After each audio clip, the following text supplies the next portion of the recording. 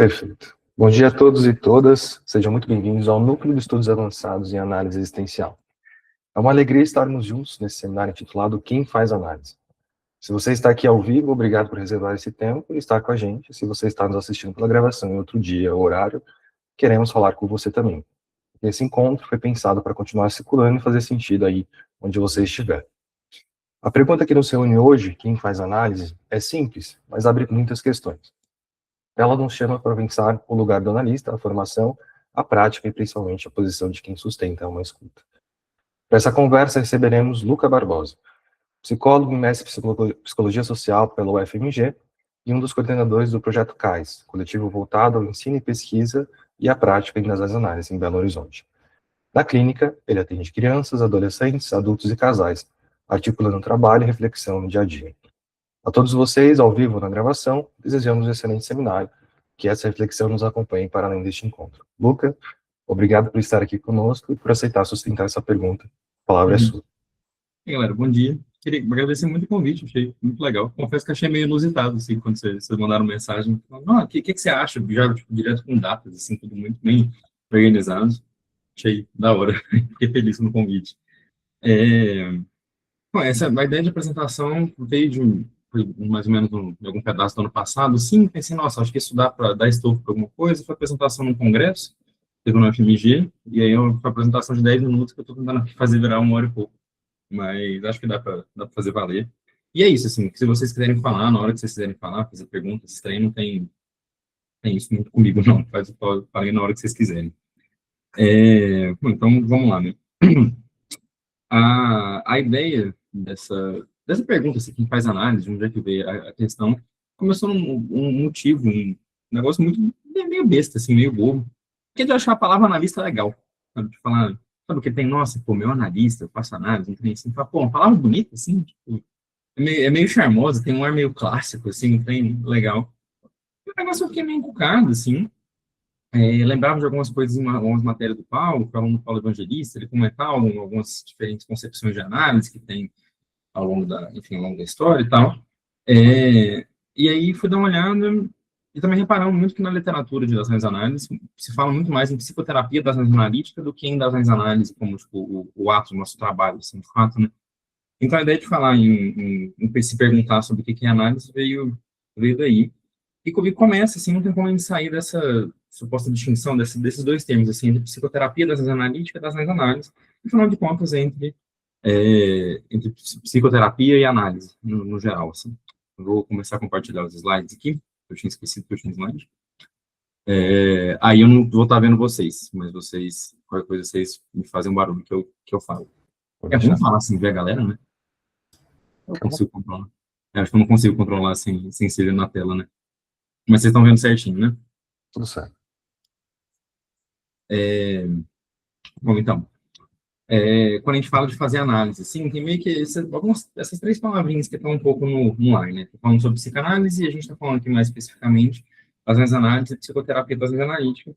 A gente entra nessa distinção, assim, desses dois termos de psicoterapia e análise, assim. Então, vamos lá um pouco pelo que está em jogo nesses termos, assim, quando a gente está falando neles, né? Começando por psicoterapia. Acho que movimentos bem clássicos, assim, fenomenologia em das análises, né? Falar sobre qual é a origem dessas palavras e tal, né? Então, psicoterapia é composto por esses dois termos gregos, assim, psique e terapia. Então, falando primeiro sobre psique, é o mais clássico, que eu acho que, tratando também um tanto como se, no estudos avançados, eu acho que a galera já está um pouco mais familiar, assim, com a fenomenologia, que vocês não souberem, assim, a gente vai conversando depois, né? Mas psique, hoje em dia é muito tratado como quase um sinônimo de mente, assim, falar sobre psicologia, cognição, mente, essas coisas, né? Mas no sentido mais original, a palavra psique tem um sentido de alma, sobre a vida, né? Ao longo do tempo, a psique passou por uma série de transformações, assim, de traduções, de uso na ciência e tudo mais, e passou esse sinônimo aí de mente, funções cerebrais, cognitivas, etc. Terapia, no sentido mais original, está relacionado com cuidado ou zelo. Cuidar de alguma coisa, lidar com algo assim, mas, mesma coisa, foi passando o tempo, e hoje em dia, quando a gente fala sobre terapia, a gente costuma falar, sobretudo, em tratamento, assim, né? Então, pô, você tem um problema no joelho, você vai no fisioterapeuta, você está precisando de alguma coisa, vai fazer uma terapia de sei lá o quê, fazer uma terapia de florais, qualquer coisa dessa, né? Então, tem sentido de tratamento, em especial tratamento de algum problema. Quando você está com alguma questão, você procura alguma terapia para te ajudar. Então, quase que tem dois tipos de trabalhos que a gente pode ter com a palavra psicoterapia, assim, né? Etimologicamente, psicoterapia, no sentido mais estrito, assim, é cuidado pela vida. E não acaba que no sentido um pouco mais pragmático, do dia a dia, a psicoterapia passou a ser uma psicologia com fins pragmáticos, assim, né? Tem uma descrição do Victor Sampaio, na tese de doutorado dele, que eu esqueci de colocar a referência no final, mas tá na citação ali.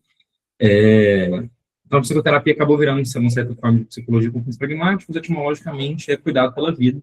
Mas são esses dois termos, assim, que estão em jogo quando a gente está falando, essas duas acepções que a gente está falando, que estão em jogo em psicoterapia.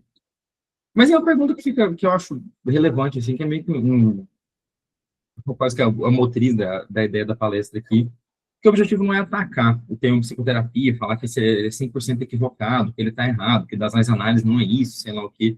O ponto é meio que se perguntar, será que essa é a palavra que realmente corresponde à forma como a gente trabalha nas análises? Será que é a forma mais interessante de descrever o que a gente faz? E aí, eu sou da opinião de que não, é o que eu acho que eu vou falar para vocês, se eu falar de contas aí, vocês me falam se vocês compram a minha ideia ou não, de que falar em análise é uma forma mais interessante de descrever o nosso trabalho enquanto docentes analistas. Então, é isso. Mas será que essa é a forma que a gente trabalha? Aí vamos lá com as coisas que estão em jogo na palavra análise. Então, acho que tem três pontos importantes, assim, quando a gente está falando sobre análise, assim, que estão em jogo no mundo da psicologia, assim, né? Falar sobre o início dessa palavra, o jeito que ela chega, assim, na gente, através da psicanálise, né? E análise dessas duas acepções aí, de como decomposição em partes menores e análise como desatar nós. Mas vamos em partes com isso, assim. Uma das coisas que deixou meio intrigado, assim, com essa diferença entre falar de psicoterapia, psicanálise e análise, assim, foi o uso que a psicanálise faz desses dois termos, de psicoterapia psicanalítica e fazer análise, de fato. É até um negócio, assim, pelo menos eu tive vários professores e tendo contato com a galera da psicanálise, você acaba escutando por aí, sabe essa frase, tipo, bem, e aí foi que ele entrou em análise, um negócio meio drástico, assim, aquela coisa meio dramática de, uau, o que será que aconteceu? Antes era só psicoterapia e agora virou análise. E tem algumas distinções que a gente não vai se deter muito nisso, assim, mas vale a menção de que eles estão diferenciando, o que eles estão fazendo quando eles falam desses dois termos, assim. Então, fazer análise, fazer psicanálise mesmo, no sentido mais estrito, costuma se falar principalmente em alta frequência, em 3 vezes por semana ou mais, e um tipo de intervenção bem específica, que é a análise de transferência. Então, é o que tá em jogo, no geral, quando a gente está falando em análise, e falar sobre psicoterapia psicanalítica, o que está em jogo é falar em baixa frequência e outros tipos de intervenção. No geral, assim, acho que tem diferentes escolas de pensamento, assim, que falam sobre isso. Tem gente que fala que não tem diferença nenhuma, tem gente que fala que fazer psicoterapia psicanalítica é uma coisa menor que fazer análise, tem gente que fala que não é a mesma coisa, tudo vai estar lá como ajuda psicológica. Enfim, são definições um tanto que arbitrárias, assim, né, que na prática não significam lá muita coisa, pelo menos para a gente que está aqui do outro lado do muro, nas análises, né? Somos primos, mas não somos iguais. E trazendo isso porque é uma coisa que tá no campo, a gente está falando sobre essas palavras, mas afinal de contas, assim, não importa muito para a gente. E zero que eu estou querendo fazer aqui é fazer uma distinção entre o que seria uma psicoterapia das ações analíticas e o que é fazer das ações análises. Zero ideia, acho que isso não faz sentido, um posicionamento seria muito teórico, assim, e não cabe com fenomenologia, nem nada do tipo, não. Mas é algo que está no campo que eu acho interessante de trazer. Então, a gente chega nas definições mais etimológicas, assim, sobre análise, né? A primeira, e aí essas partes eu tô tirando do seminário de Zollikon, um pedaço desse seminário de 23 de novembro, que o Heidegger está falando sobre análise, assim, né? E duas acepções que tem ao longo da história.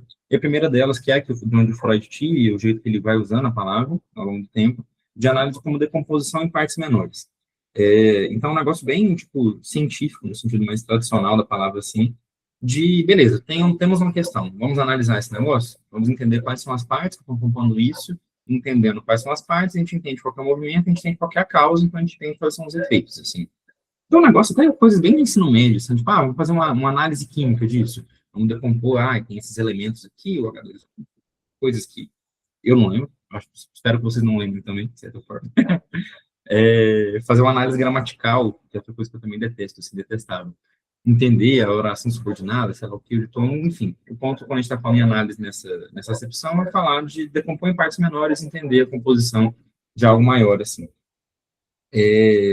Identificar o problema a partir dessa análise.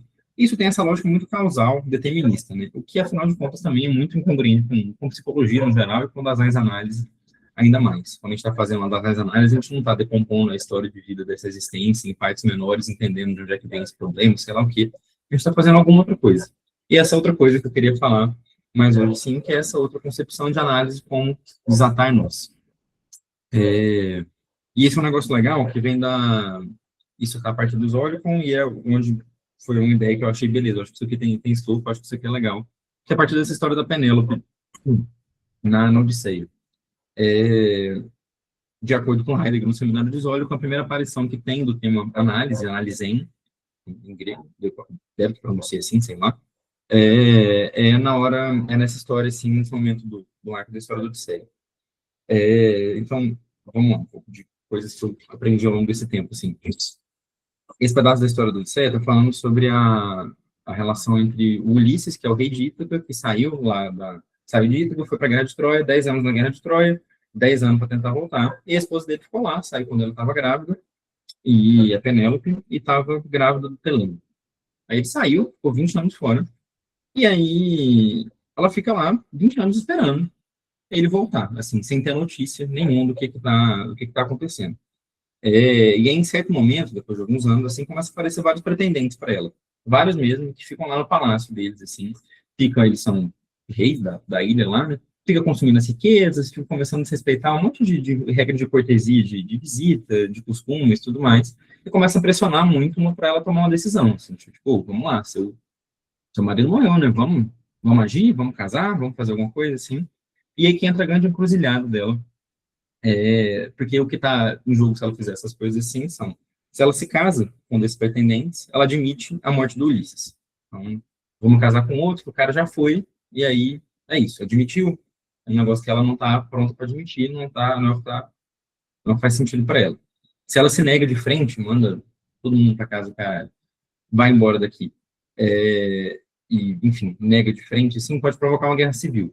Enfim, problemas de cortesias e problemas políticos à época, assim, não era uma coisa que dava para fazer. E se ela escolhe mal, afinal de contas, ela pode colocar o filho dela em risco. Um desses pretendentes que vai casar com ela, matar o filho para virar o rei de Ítaca e tudo mais. Então, essa é a encruzilhada dela, e ela fica pensando o que ela pode fazer para lidar com essa história. E aí que ela chega numa decisão que é muito interessante, assim, que é a parte legal. Ela decide, ela fala assim para a galera, fala, ó, meu sogro, pai do Ulisses, se chama Laerte, e o cara tá meio velho, uma hora ele vai morrer. E é um costume daqui, faz parte da nossa cultura, vou tecer uma mortalha para ele, meio com uma camisona assim, que coloca no corpo, e ela fala, ó, vou tecer isso, é um processo muito demorado, complexo, um negócio super importante na nossa cultura, e quando eu acabar esse negócio, aí eu vou ver. Aí eu me caso com vocês, e aí a gente começa a conversar. E é um negócio que é uma artimanha que ela tem, assim, muito interessante, porque é um trabalho complexo, é um trabalho que demora tempo, e por envolver essa série de costumes e ser uma coisa muito decorosa, ninguém vai ficar questionando, não. Ou, tá demorando, né? Ninguém vai fazer isso. Ou você tá costurando a mortalha do seu sogro, ninguém vai questionar desse jeito, né? Então, o que ela faz com isso? Ela ganha tempo e resguardo para pensar e para poder, tipo, enfim, se resguardar dessa situação de pressão que ela está tendo. E aí que é o pulo do gato. O que ela faz? Ela tece essa mortalha durante o dia, só que para ganhar tempo, o que ela faz de noite, ela vai lá e analisa o tecido. Ela desfaz os nós no negócio, assim. Ela fica destecendo os nós durante a noite. Ela faz isso por 3 anos, com a ajuda de criados dela, até que uma dessas abre o bico e o negócio espalha, assim. E aí que é um negócio muito legal, que eu acho que é o pulo do gato, assim, que a palavra análise fica realmente interessante, assim. Analisar, não só como destecer o ato simplesmente de você ir lá e desfazer um negócio assim, mas toda essa artimanha, esse pensamento, essa estratégia de raciocínio, assim, de analisar, um negócio muito legal, porque analisar não é só desfazer nó, mas analisar é destecer o nó, tendo em vista um cuidado com a existência, um projeto de futuro.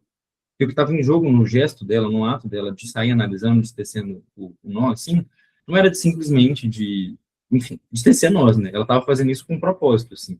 ela estava se resguardando e cuidando da vida dela, nos propósitos que ela tem com o marido, ela estava cuidando do cenário político do lugar dela, da ilha dela, e estava cuidando do filho dela também. O ato de analisar é um ato mais importante desse negócio, porque é o ato mais intencional de ganhar tempo, de ganhar espaço, de ganhar ação. E aí que tá o pulo do gato, assim, que é um negócio legal. Porque analisar, antes de ser nós, tem em vista cuidado com a existência, com o seu projeto de futuro. Então, o próprio ato de analisar é um gesto de cuidado. E aí que é um negócio legal, que a gente começa a fazer algumas aproximações com psicologia, com o que a gente, de fato, faz em das análises, né?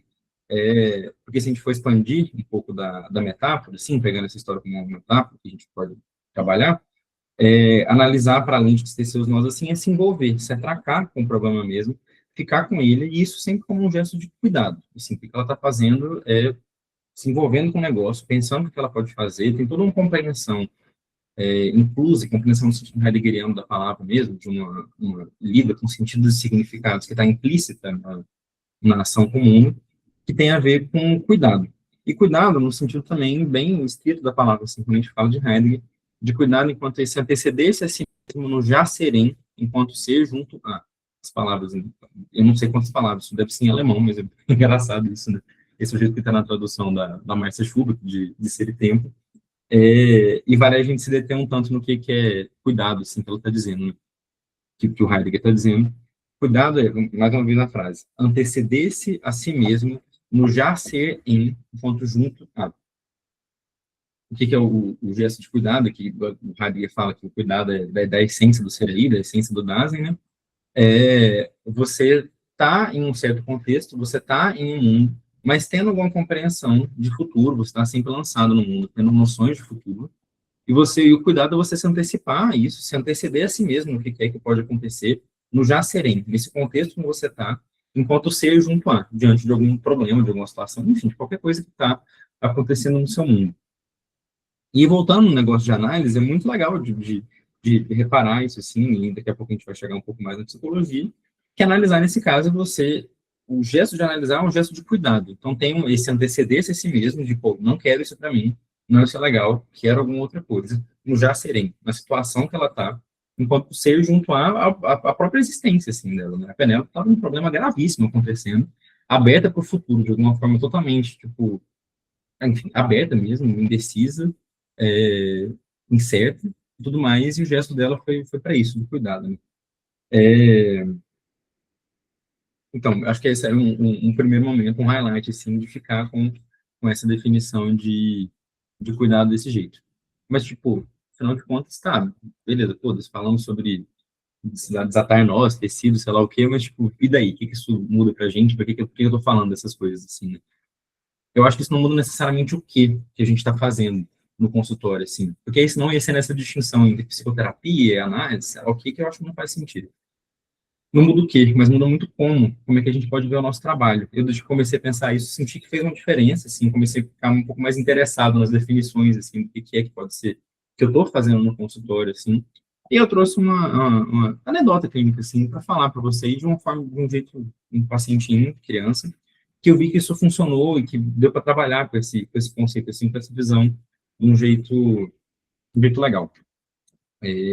Psicólogo adora contar casa, adora ouvir casa, né? Então, mais uma oportunidade de contar casa aqui. Então, falar do caso do Pedro Paulo, que é um nome fictício, né? O apelido dele é PP, que é um menino de 9 anos. Eu comecei a atender ele com 9, agora ele tem 11. E a queixa inicial dele foi bem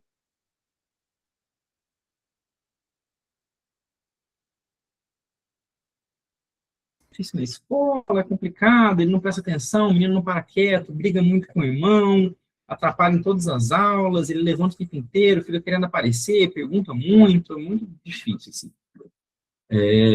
Foi uma colega minha que conhecia os pais e passou o meu contato, e ela mesmo falou, nossa, o PP, bicho é virado no girai mesmo, não para nas aulas que a gente está junto lá, o menino não para quieto, corre o tempo inteiro, enfim, esse era o cenário que me apresentaram para ele.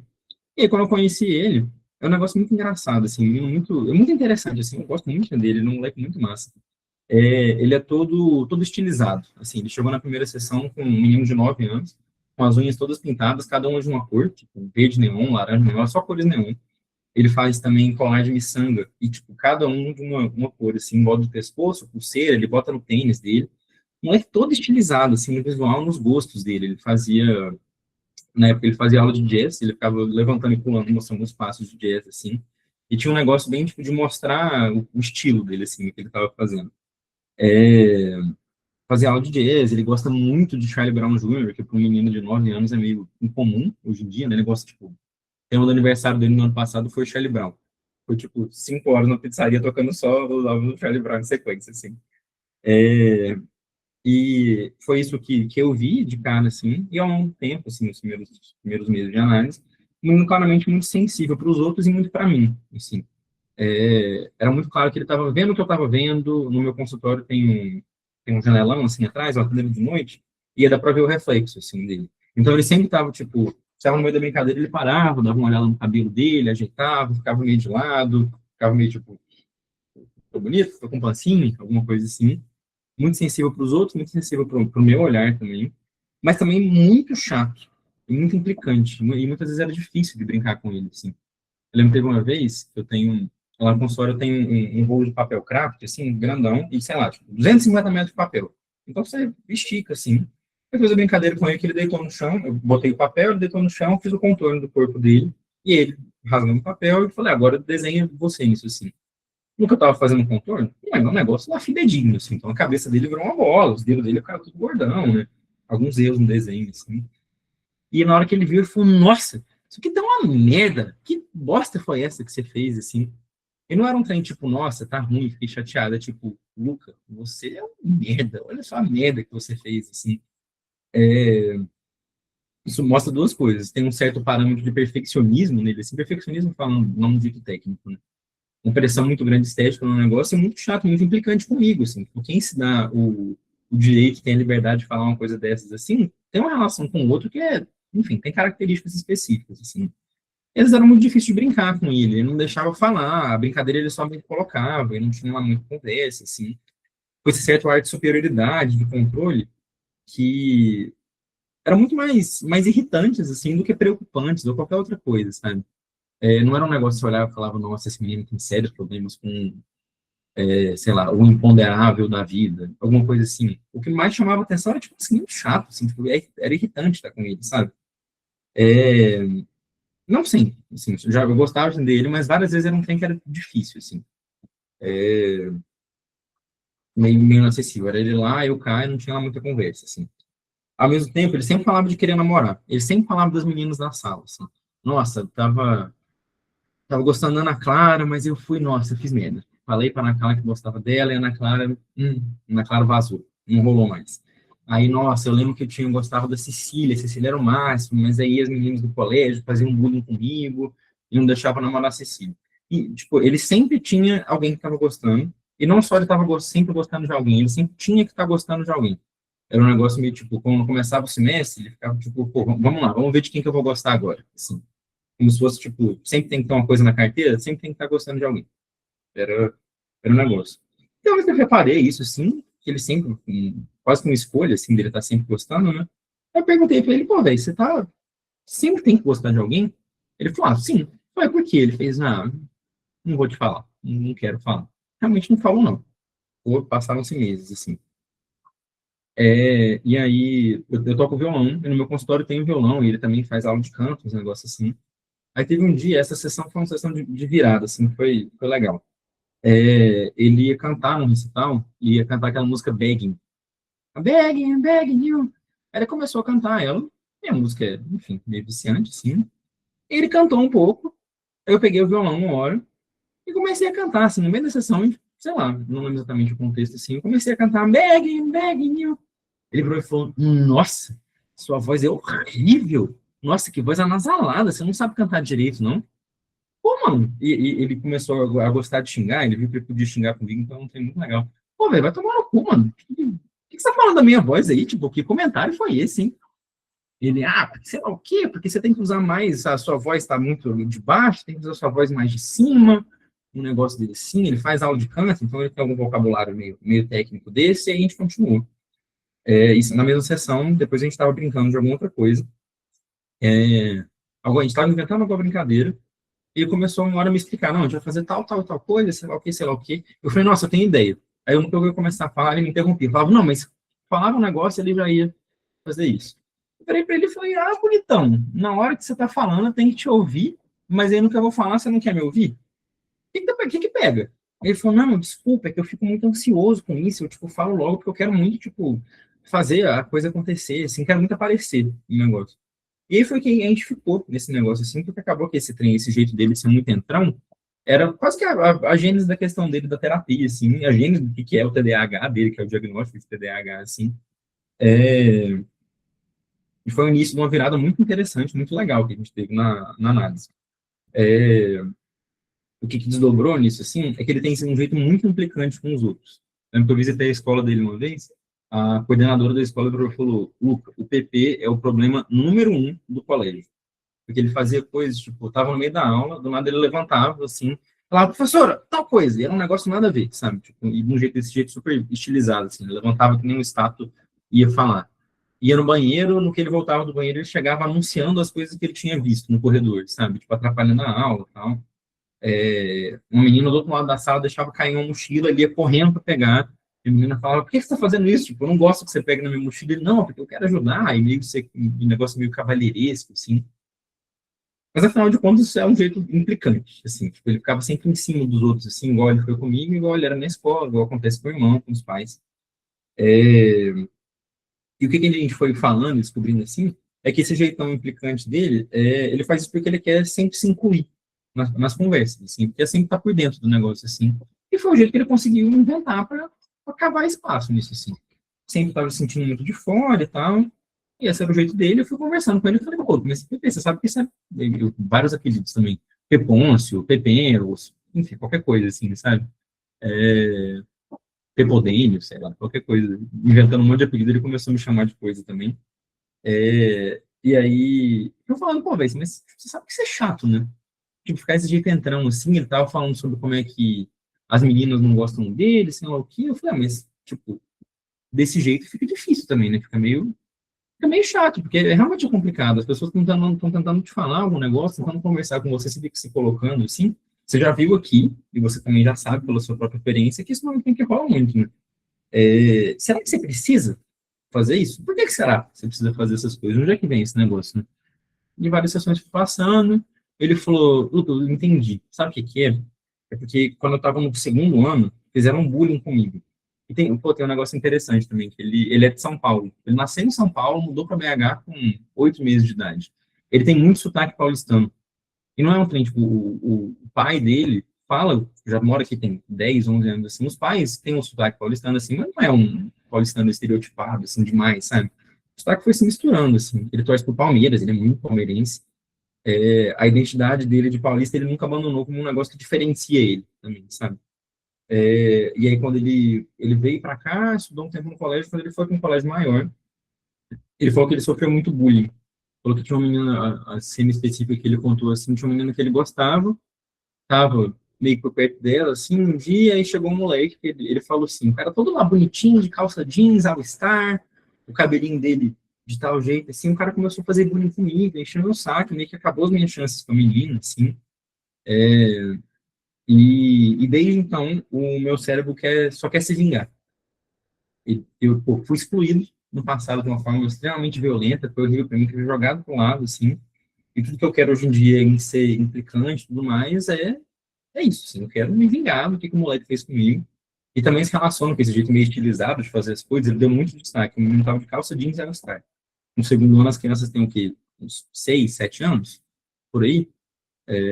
Então, acho que uns 6, 7 anos, o menino de calça jeans e all-star, com o cabelinho todo bonitinho, destacou para ele como um cliente, tipo, ó, diferenciado. Esse moleque, ele foi nesse rumo, assim. E aí isso chega no negócio das namoradas também, por duas vias, assim, muito, muito legais, muito massa, assim. Uma frase que ele sempre falava, ainda fala assim, era um trem mais pegado para ele no começo, quando a gente chegou nessas questões, ele falava assim, Lucas, sabe, eu quero sempre uma namorada, porque eu tenho muito amor para dar, mas ninguém para receber o meu amor. Eu só queria alguém para tipo, poder estar comigo, assim. E outro negócio também que ele sentia, ele queria muito ter uma namorada, que só uma namorada ia ouvir ele de verdade, compreender ele, ajudar nas coisas que que acontecem com ele, assim. É um negócio muito comum, assim, de crianças hoje em dia, crianças também têm uma compreensão muito psiquiátrica sobre si mesmas hoje em dia, né? Então, ele falava dessas questões dele, do dele de centrão, sei lá o quê, muito pelo viés do, é meu TDAH. Isso que eu não consigo fazer porque você sabe, eu tenho dificuldade de focar, eu sou muito, sei lá o quê. E aí, ele falava também, nossa, acho que a minha namorada vai me entender. Ela vai entender que esse meu jeito chato, esse meu jeito entrão, faz parte do meu TDAH, ela não vai me achar chato, mas ela vai conseguir conversar comigo e me ajudar. Ele teve uma amiga que compreendia ele, só que essa amiga mudou de escola e tal. E aí, enfim, até hoje, assim, meio que um luto por essa amiga mesmo, assim. Nunca mais conversou com ela, que ela mudou de escola quando ele tinha 8 anos, né, 7 anos, não tinha lá muito WhatsApp nessa época, né, para criança. E aí, quase todo o desejo dele com o namorado, assim, era, pô, eu quero estar por dentro. Por favor, me deixa eu estar por dentro de alguma coisa, assim. Eu quero aparecer, eu quero me sentir, tipo, alguém vivo, assim. E aí, voltando para o tema da Vanessa, assim, falar sobre análise, né? Que o que foi interessante desse processo todo é que não foi, tipo, eu engajar com a questão dele como se fosse, tipo, temos um problema para tratar. Você tem TDAH, você é chato, você não consegue desenvolver em relações, sei lá o quê. E vamos tratar isso, vamos melhorar esse negócio. Não chegou por essa via. Chegou mais, tipo, velho, tem alguma questão séria acontecendo com você, você tá sofrendo com algum negócio assim, e você tá sofrendo, isso chega também com uma forma como você se relaciona comigo, assim, e analisar, nesse caso, foi se debruçar nesse fenômeno do consultório, dele sendo chato comigo, que foi o início da parada, assim, engatar nesse negócio e ficar com isso, assim, ficar com o problema, de fato, e não exatamente desatar esse nó, né? Porque os nós não foram desatados, né? Beleza, agora o PP está curado, agora ele tem uma namorada, uma família, sei lá o que, não é o caso. Né? Ele tem 11 anos e ainda está com uns milhões de questões dele, assim. Os nós não foram desatados, mas esse gesto de cuidar do negócio, de se debruçar em cima do projeto de futuro dele, que é, pô, eu não quero estar sozinho, eu quero estar incluso nos negócios, eu quero me sentir visto, eu quero me sentir importante, eu quero ter meu estilo valorizado, eu quero me sentir diferente, poder se engatar com isso e, enfim, cuidar desse projeto assim e ver o que disso tinha um tanto de restrição no sentido de bem o adoecimento existencial assim, de restrição de liberdade, né? Lidar com isso assim, em vez de poder libertar ele para lidar com coisas, com modos de ser mais livres, mais interessantes para ele, né? E esse tipo de engajamento, esse tipo de ato analítico, assim, dizendo esses termos, né? Foi um negócio tanto da minha parte quanto da parte dele, né? Porque só, tipo, depois que a análise acontece, assim, depois que esses gestos vão acontecendo, isso não resolve o problema, mas meio que coloca caminho para lidar com outras coisas, outras séries de problemas, assim, que são problemas mais interessantes de se lidar, são problemas mais... Depois que a gente começou a conversar sobre essas coisas, assim, ele começou a ser muito legal mesmo estar com ele, sabe? Tipo, eu fico ansioso para estar em sessão com ele, assim, tipo, porque ele é um moleque massa, ele é legal de conversar, ele começou a lavar poema dele, uns poemas de amor, assim, uns poemas, tipo, ele é um impressionista do século XVIII, barroco do interior de Minas Gerais, assim, tipo, o fantasma do amor é o sei lá o quê. Tem uns poemas muito, tipo, caralho, esse moleque ama demais, não? O bicho, ele ama muito. E os negócios super intensos, assim, e começou a poder, tipo, desdobrar nessas coisas, e eu, tipo, referendando, pô, Pepe, é muito massa esse negócio. Eu levei um livro de poema para ele, a gente leu uns poemas juntos, assim, então, acho que um samba do Drummond, um negócio assim, ele, pô, esse cara escreve, hein? Eu falei, não, esse negócio é foda, você tem que ler, tem coisa quando você chegar na idade de ler esse tipo de poema, assim, eu acho que você vai gostar, tem muita coisa legal. Enfim, o problema não foi ultrapassado, mas ele se tornou um problema mais interessante de ser lidado, assim. Porque os comportamentos deles estavam sendo guiados por uma certa compreensão das coisas, uma compreensão muito estanque, assim, muito restrita, muito fechada, e explicitar o que está em jogo nesse negócio dele ser chato, dele ser implicante e tudo mais, foi analisar o que era esse projeto de futuro em jogo, assim, ou seja, eu queria cuidar do que estava lá. Então, enfim, a anedota, assim, para explicitar um tanto que eu acho que é a diferença de ver e de falar em psicoterapia, no sentido de tratamento, de cuidado com a vida, nessas coisas assim, e falar do ato de falar em análise como esse gesto de cuidar dessa forma, assim, de se debruçar sobre uma situação que está problemática e no gesto de desatar nós, você está sempre se envolvendo com o que é o projeto de futuro, que está em jogo nessa compreensão de cuidado, assim. Por isso que eu acho que faz sentido em falar em das análises, não em psicoterapia, das análiticas, assim, né? Mais uma vez, não queremos jogar o termo psicoterapia das analítica foda, quem sou eu para fazer fora, quem sou eu para fazer alguma coisa dessas assim, mas me parece que faz mais sentido, casa mais uma descrição do que é que a gente de fato faz no consultório, desenho e análise do que desenho em psicoterapia, assim. E na minha opinião, além de tudo isso de corresponder ou não corresponder, deixa mais interessante o que é que a gente está fazendo lá. Acho que esse é um ponto importante para mim, assim, até casa um pouco com o que a Alice Kunz, assim, fala sobre aquilo de poder engatar o paciente no ter um interesse filosófico pelas próprias experiências dele, sim, esse negócio de deixar mais interessante a análise como espaço, deixar a vida do paciente mais interessante, a gente poder contar e poder se envolver com as histórias que a gente ouve, assim, com mais interesse, deixar as coisas mais legais, assim, um rolê meio de vidas que valem a pena ser vividas, assim, para mim tem sido interessante pensar no tema análise nesse sentido, né?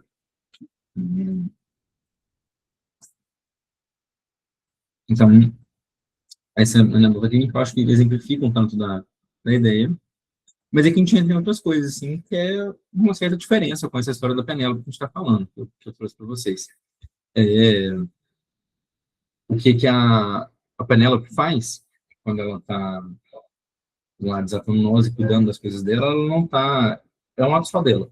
Ela tem pessoas em volta, tem criadas que ajudam ela a fazer as coisas, que encobertam e tal, mas é uma coisa que ela está fazendo sozinha, no final de contas. Mas, quando a gente está falando de clínica, no consultório, a análise ela não é só do paciente com ele mesmo, não é ele pensando, ele lá desatando os nós dele, só, e nem do analista para o paciente, assim, eu não estou lá virando para o PPI e falando, então, é isso, sabe? Tipo, é um trabalho conjunto, assim, de análise do que está acontecendo. E aí chega um negócio interessante, porque é essencial de qualquer análise, talvez em especial com Dasein análise, algumas variações de psicanálise, assim, mas falando de Dasein em especial, é essencial de analisar esses dois movimentos, de narrar e de ser narrado por alguém. E aí que é um negócio, há uma crescimento, assim, que eu acho que é um negócio que faz sentido para a gente, sim, que eu tenho interessado também. É uma filósofa chamada Adriana Cavaliero, esse livro aqui dela, Timóteo Minardi, Filosofia da Narração, que fala sobre algumas dinâmicas, assim, entre você contar a sua história e ter a sua história contada por outra pessoa, assim, como é que isso é essencial para qualquer vida, assim. Mas então, essas coisas sobre essas diferenças, assim, da história da Penélope, com o que acontece no nosso consultório, assim, abre para a pergunta, que é o título da palestra, assim, né? Então, quem que faz a análise, né? Se não é o paciente que está analisando ele mesmo, só, se não é o analista que está analisando o paciente, só, o que está acontecendo? É que a gente chega nesse pedaço, nessa história da Adriana Cavaliero. É uma filósofa muito interessante, esse livro vale muito a pena, assim, uma sugestão, depois se vocês quiserem eu mando foto para vocês divulgar, então, chama Olha-me e Narra-me, Filosofia da Narração. Tem referências no final da palestra, eu coloquei nos slides lá, vocês dão uma olhada. Então, a abertura desse livro conta uma historinha, um folclore norueguês, alguma coisa assim, que é um negócio, uma história interessante, assim. É, a história que ela conta é de folclore mesmo, assim, que um fazendeiro lá na Noruega, algum lugar que nevava, estava um dia de noite, ele criava peixes, estava lá no segundo andar da casa dele, e escutou um estrondo, e olhou para baixo da janela e viu o tanque onde ele criava peixes e se sentia estourado. Desceu, correndo assim, e ficou trabalhando o resto da noite até a hora que ele resolveu o problema, assim. Quando ele ficou lá, estava nevando, ficou as pegadas dele na neve. Quando ele terminou o processo, já estava de manhã, ele chegou no segundo andar da casa, olhou para baixo e viu que os passos dele na neve formavam um desenho de uma cegonha. E aí, o pensamento que o cara teve, nesse folclore, assim, foi um negócio que eu achei muito legal. O cara fala, pô, será que quando eu morrer, qual desenho da minha vida as pessoas vão ver? Qual desenho que eu vou deixar, sabe? Eu fui lá, fiz várias coisas, fiz umas paradas, ficou um desenho para trás. O que será que as pessoas vão ver da minha vida na hora que eu morrer? E ela pega isso para fazer esse é um movimento mais interessante do livro, assim, que é esse negócio de que se fazer e depois de se fazer, ter esse movimento observado por alguém de fora. Então, é um negócio de você fazer alguma coisa e depois ter isso contado para você, assim. Nisso, uma coisa que é essencial desse livro dela que ela está falando, é que a nossa identidade ela é sempre autobiográfica. Auto/biográfica, porque é os dois. Assim. A parte autobiográfica é a parte que eu conto, e a parte biográfica é a parte que contam de mim. Então, a autobiografia de alguém é diferente da biografia de alguém. São movimentos diferentes, assim, e para ela, isso compõe a forma como é que a gente se entende, assim, a nossa identidade narrativa, para usar um termo que é um pouco mais comum na fenomenologia, né? É sempre composta por isso, assim. A gente compreende a nossa identidade narrando e sendo narrado por outro. Então, a gente vê isso, por exemplo, em coisas, sei lá, coisas que chegam no consultório, assim, tô com outro pacientinho que ele falou essa semana, tipo, nossa, eu nunca falto na aula. Pode perguntar pra qualquer pessoa na minha família, eu não falto nunca. Eu falei, nossa, é engraçado, né? Tem umas coisas que parece que dizem sobre a gente, assim, que colam muito, né? Ele falou, não, realmente, tipo, o que dizem sobre ele compõe a forma como é que ele se vê. Isso pode ser restritivo, pode ser libertador, mas, enfim, o fato é que isso compõe. As histórias que a gente ouve sobre a gente, as histórias que a gente conta sobre a gente vão compondo quem a gente é. No final de contas, a forma como é que a gente vai conduzindo a nossa vida. Então, mas me perdi um pouco. Isso em das análises, em análise em geral, tem um negócio específico, assim, né? Porque a cena de análise, assim, o que está acontecendo no consultório, seja entre, tipo, um analista e um paciente, seja em coisas de grupo, tratamento de família, alguma coisa assim, essas dinâmicas são um tanto diferentes, assim, porque você não está contando a sua história de vida para o seu analista, esperando que ele te conte exatamente essa história de volta. Tem algumas metodologias de pesquisa e intervenção que vão por aí. Não é o que acontece no consultório. Eu não estou ouvindo a história do PP e falando aqui, agora que você me contou, deixa eu te contar de novo. Tem outro negócio, assim, o gesto de você contar e ser contado é um pouco diferente, assim, né? E é uma via muito de mão única, né? Geralmente, a gente não está contando as histórias de vida assim, nossas, assim, para os nossos pacientes. É uma via de mão única que está acontecendo. E aí tem a citação da Cavaleira que eu acho legal, é assim, ó, mais do que salvação, o acidental também precisa ser cuidado. Contar a história de que cada existência deixa para trás é talvez o gesto mais antigo de tal cuidado. O acidental que ela está falando não é necessariamente de acidentes, ela está falando sobre o que é específico de cada existência mesmo, assim, aquela coisa bem singular do PP que nasceu em tal ano, que nasceu em São Paulo, que veio para cá e tudo mais, como se tivesse essa parte, tipo, o humano, amplo, a existência como um todo, e o acidental. O que ela está dizendo na citação é que cuidar desse acidental é uma coisa que é necessária, assim, que contar a história de cada existência, você ouvir uma coisa e contar isso de volta, é o gesto mais antigo de tal cuidado, assim. É, e nisso, junto com um negócio legal, que eu não achei citação específica, eu procurei muito, assim, mas talvez seja de palestra, assim, uma palestra do Guto Pompeia, né, que ele fala dos analistas como um guardião da história do paciente, que eu acho que é um negócio que casa muito com essa descrição que o Cavaleiro está falando, assim. O guardião da história do paciente, que a gente acompanha nossos pacientes, você sabe, sei lá, com tempo, por meses ou por anos, e nisso a gente está recolhendo as histórias dele, a gente está ouvindo, a gente está acompanhando essas coisas e lembrando, assim, o que acontece no paciente 3 meses atrás, uma história de anos atrás, o que aconteceu em análise 4 anos atrás, qualquer coisa dessas, né? Resguarda essas histórias e cuida do sentido delas, assim. E devolve para o paciente isso em um gesto de cuidado e de contigo, com o sentido da própria existência do paciente, né?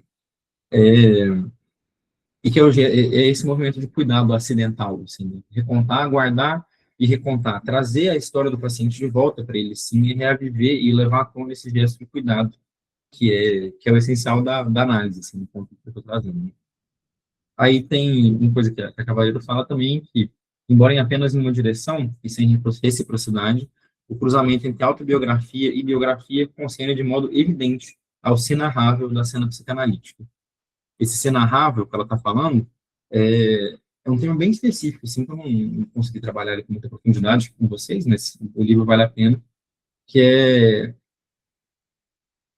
é o fato de que a gente sabe que a nossa história está sendo exposta para os outros, assim. Eu sei que se alguém ouvir minha história vai poder falar, o meu si, o meu eu sou narrável por outrem, eu sou narrável por mim e sou narrável por outras pessoas, assim. Então, quando você está na cena psicanalítica, ela está dizendo, no consultório, frente a frente com alguém, esse cruzamento entre você contar e ser contado é uma coisa que é essencial do que está acontecendo em análise, né? Então é isso, juntando com a... Não, calma aí. É gesto essencial de uma análise da composição entre o que o paciente diz sobre si e o que o encontro com o analista revela sobre ele. Então é um negócio interessante assim, também, né, que não é tão literalmente de narrar e ser narrado, de ouvir de volta a sua história, né? Mas no próprio encontro com alguma outra pessoa, e um encontro íntimo, um encontro, tipo, é o que acontece no consultório mesmo, né? Você está sendo visto, o seu si narrável está sendo visto, assim, usando os termos da Cavaleira, né? Quando isso é exposto, na hora que isso é recontado para você, num ambiente de intimidade, num ambiente de cuidado, isso é uma parte essencial do que está acontecendo no consultório, isso é o que está acontecendo em análise, assim, né? É uma parte meio, enfim, é inegável, assim. Então, no final de contas, respondendo um pouco da pergunta de quem faz análise é a relação. O que está acontecendo lá, na intimidade do consultório, na intimidade do encontro. E aí eu não estou falando nenhuma novidade. Esse negócio, todo mundo aqui sabe disso.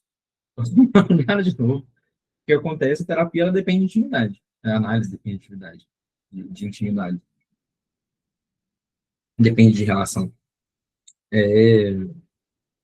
Então, foi um negócio, pegando o exemplo do meu paciente, do PP. Foi um trem que, tipo, não, talvez não poderia acontecer de outra forma, assim, porque só precisa de intimidade para virar para o menino e falar, pô, deixa de ser chato. Porque várias pessoas, com certeza, já viraram para ele e falaram, nossa, você é chato pra caramba, só que eu não sei, é de exclusão, assim. E, de fato, com um menino igual ele, assim, na escola, eu não acho que seria tão fácil, não deve ser fácil mesmo ser amigo dele. E eu ouvi isso também de volta, não é tranquilo.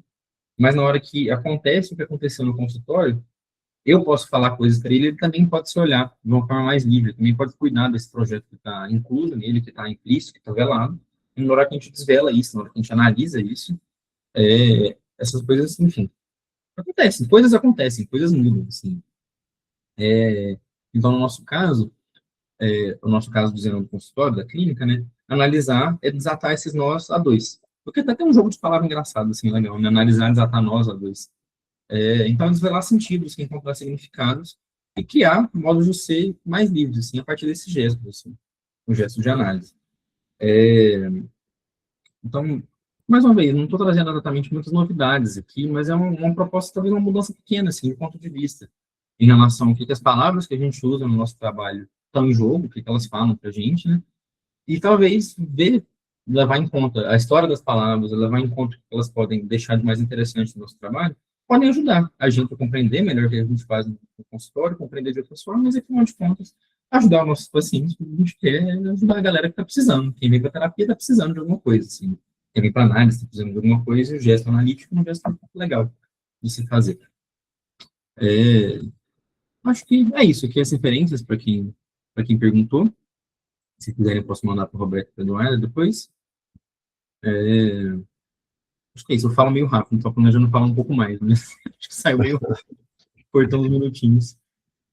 E, bom, é isso, aqui é meu contato, essas coisas, muitíssimo obrigado, e agora perguntas e papo, Boa. para quem quiser. Muito bom. Muito obrigado.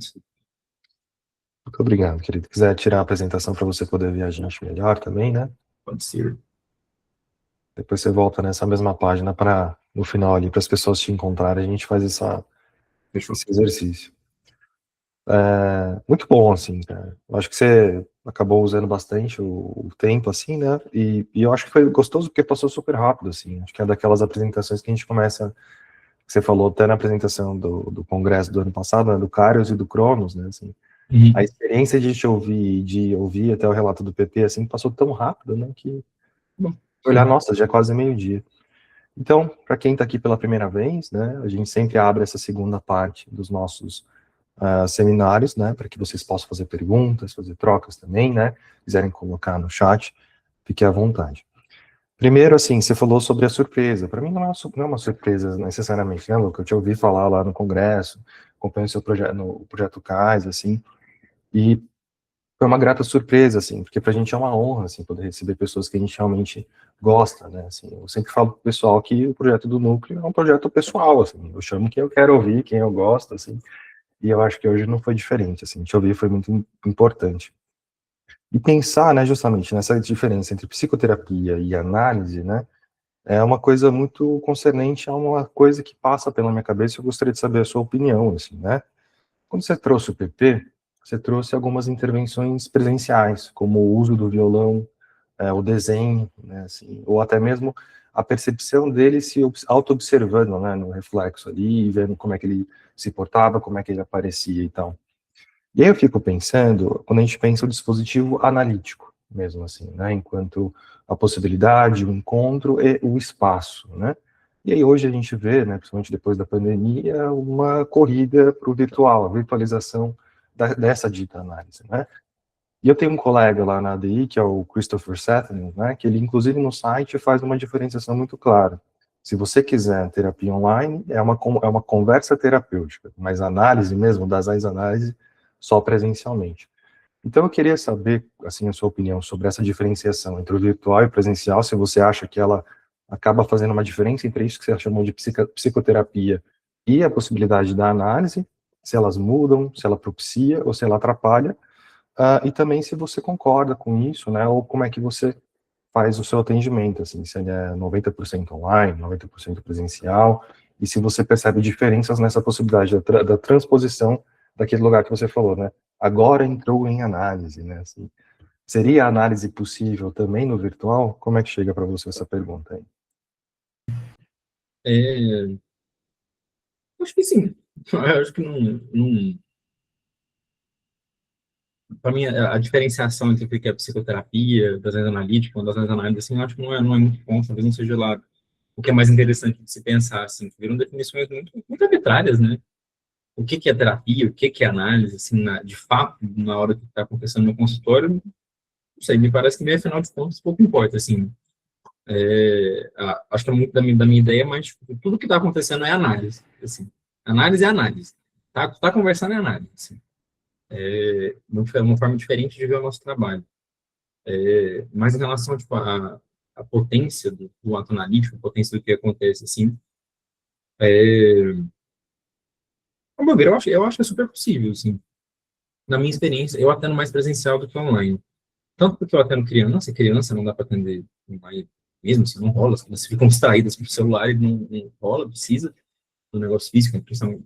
Acho que eu começo a atender online, sim, a partir de uns 13, 14 anos de idade, mas antes disso é só presencial. E acaba que eu atendo muito adulto presencial também. Para mim, uma diferença que eu sinto bastante, eu gosto muito mais de atender presencialmente do que atender online. Assim. Atendo online, claro, não tem como a gente não atender online hoje em dia, mas no geral eu acho mais legal atender presencialmente, assim. Então eu acho que eu consigo me colocar de formas diferentes quando estou no consultório do que quando eu estou aqui, nesse lugar. Não de melhor ou pior, mas eu acho que esse tipo de disposição do analista é um negócio que também muda um tanto de quais são as diferentes ferramentas e possibilidades de criação de intimidade que a gente pode ter com o nosso paciente, assim, sabe? E aí é um tanto do gosto da pessoa, do tanto, tipo, da liberdade que eu sinto estando aqui e eu estando lá no meu consultório, assim. Mas elas são coisas super possíveis de qualquer forma, né?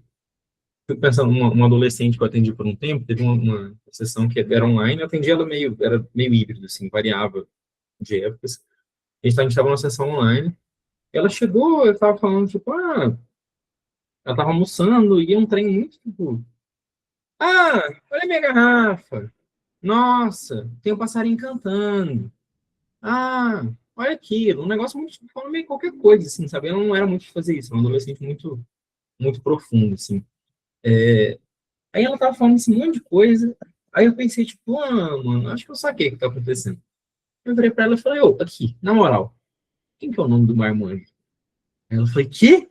Eu falei, quem que é? Quem que é? Ela falou, ai, como é que você sabe? Eu me senti um grande adivinhador da bola de cristal, assim, fazer isso.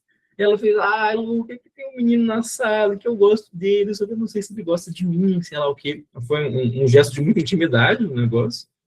Enfim, pulei a etapa pra caralho, saí comendo coisa, assim, mas é um negócio que fazia sentido de acontecer, porque eu já atendi ela há uns 2 anos, e a coisa virou a partir daí. E foi uma coisa que aconteceu online, assim. Não desceu, não precisava estar no consultório para eu dar um abraço nela, qualquer coisa assim, por mais que já tinha tido sessões que eu dei um abraço nela, sei lá o quê. Mas, enfim, eu acho que são coisas que são possíveis, assim, vai depender enfim, acho da capacidade do paciente, disponibilidade do paciente, inclusive, enfim, física, tecnológica, de fato, de ter ou não, de poder ou não ir para o consultório, de poder ou não ter uma boa estrutura para fazer online, né? E eu sou da opinião, contanto dessa disposição do analista, assim, para estar no consultório, para estar online de uma forma um tanto diferente, assim, eu acho que isso é uma coisa que dá uma modulada, sabe? Impressões minhas a partir da minha experiência, sabe? Não, mas essa é aí que tá, mora o ouro, assim, né? Acho que se a gente seguisse talvez o que manda ali a regra, né? Eu acho que o Chris esteja muito mais alinhado com disposições do próprio Miles, né? Que acredita, mas o Miles tem 70 e tantos anos, assim, então ele é um cara mais da velha guarda, assim, né? Que usa não tem nem smartphone, né? Usa aqueles flip, assim. Se quiser falar comigo, tem que ligar, assim, né? Mas eu acho também que é possível, assim, concordo com você. E acho mais ainda, né, assim, acho que com crianças é mais complicado mesmo, porque depende muito desse lúdico, assim, que é muito disponível à mão, né, quando você está ali ao vivo, faz um desenho, faz alguma dinâmica, faz alguma pintura, mas o online, especialmente com adolescentes, e gostei que você trouxe adolescentes, porque é um público que eu gosto, assim, né, de atender, assim. E aí, quando a gente está online, né, às vezes as pessoas têm essa distinção, né, justamente das possibilidades do presencial e do online. Mas, por exemplo, isso aqui que a gente está fazendo mesmo, né, da virtualidade do núcleo AI. E aí eu tô vendo você, Luca, mas eu não tô vendo só você. Eu tô vendo uma série de outros livros, eu tô vendo fotografias atrás de você, eu tô vendo um chapéu atrás de você, e tudo isso vai compondo uma outra visada de quem é você, de possibilidades. Então você imagina você entrar num quarto de adolescente e ele te mostrar assim, qual cor que ele escolheu para a parede, né? Que pôster que ele tem na parede, se é um pôster do Linkin Park, do Slipknot, sabe assim, de alguma coisa. Ah, você escuta isso aí? Não, eu escuto Begging, Begging, e aí vai contando. E aí daqui a pouco a gente tem um espaço também de intimidade e relação, que é uma coisa que às vezes pode ser um pouco perdida, uma vez que quando um paciente entra aqui no espaço analítico presencial meu, ele entra no meu espaço. Então será o meu chapéu na parede, sabe? Será as minhas fotografias na parede. Então talvez ele adivinhe muito mais sobre a minha personalidade do que entrando aqui, né, do que esse esforço, né, de já saber de saída o dispositivo virtual. E também acho que quando trata de questões de música e tudo mais, a gente tem essa setinha para cima aqui, a gente entra no YouTube e vai usando, assim. Eu acho que a disposição, né, e a criatividade pode aproximar muito mais, até quem sabe, numa disposição online, afinal de contas, chegou para ficar, né, o virtual, assim, e acho que defender como uma carga de melhor ou pior, né, é quase como se a gente dissesse que um é possível e outro não é. E eu atendo pessoas online, gosto muito do presencial também. Acho que algumas pessoas se beneficiam muito do presencial, eu gosto do presencial também. Mas se tem um online só, vamos no online e vamos ver o que dá para fazer, né, usar o dispositivo. Mas a pergunta era mais essa de fazer uma distinção onde se é possível ou não uma análise. Também acredito que é possível análise nos dois dispositivos, desde que a gente esteja disposto também a chegar lá. Assim. Muito bom. Maria, por favor.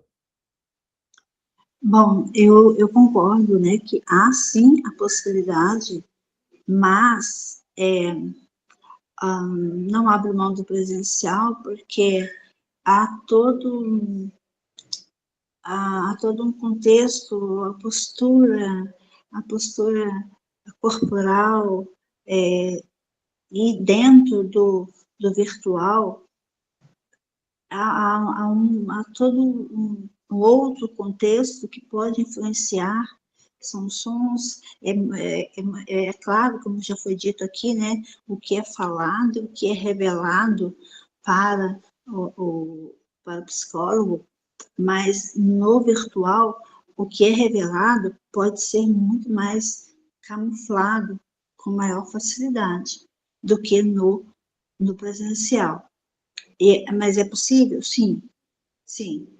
E se não fosse, teria que ser, porque não tem como mudar, essa é a realidade. Temos que lidar com o virtual e, e aprender a lidar e buscar meios de, de impedir essas formas de burlar o fenômeno que se apresenta. Mas não abre mão do presencial.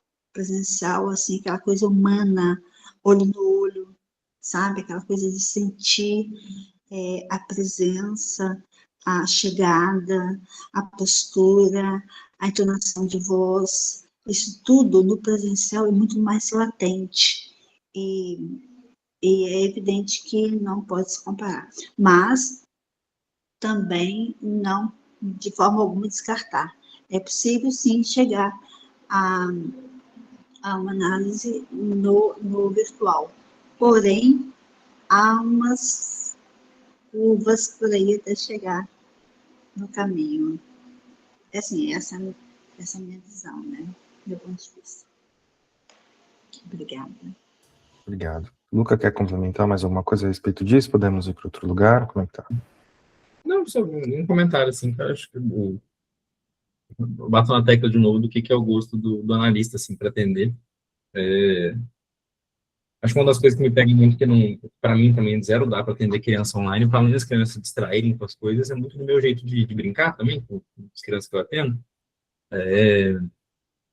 Eu sou um cara grande, assim, tipo, eu sou alto, eu sou grande, assim, eu gosto muito de brincadeira física, assim, acaba que as crianças engatam muito nisso, sabe? Pra mim é uma coisa muito importante. É o jeito que eu tenho para brincar, é o jeito que eu sei brincar, fazer isso, assim. Então, acho que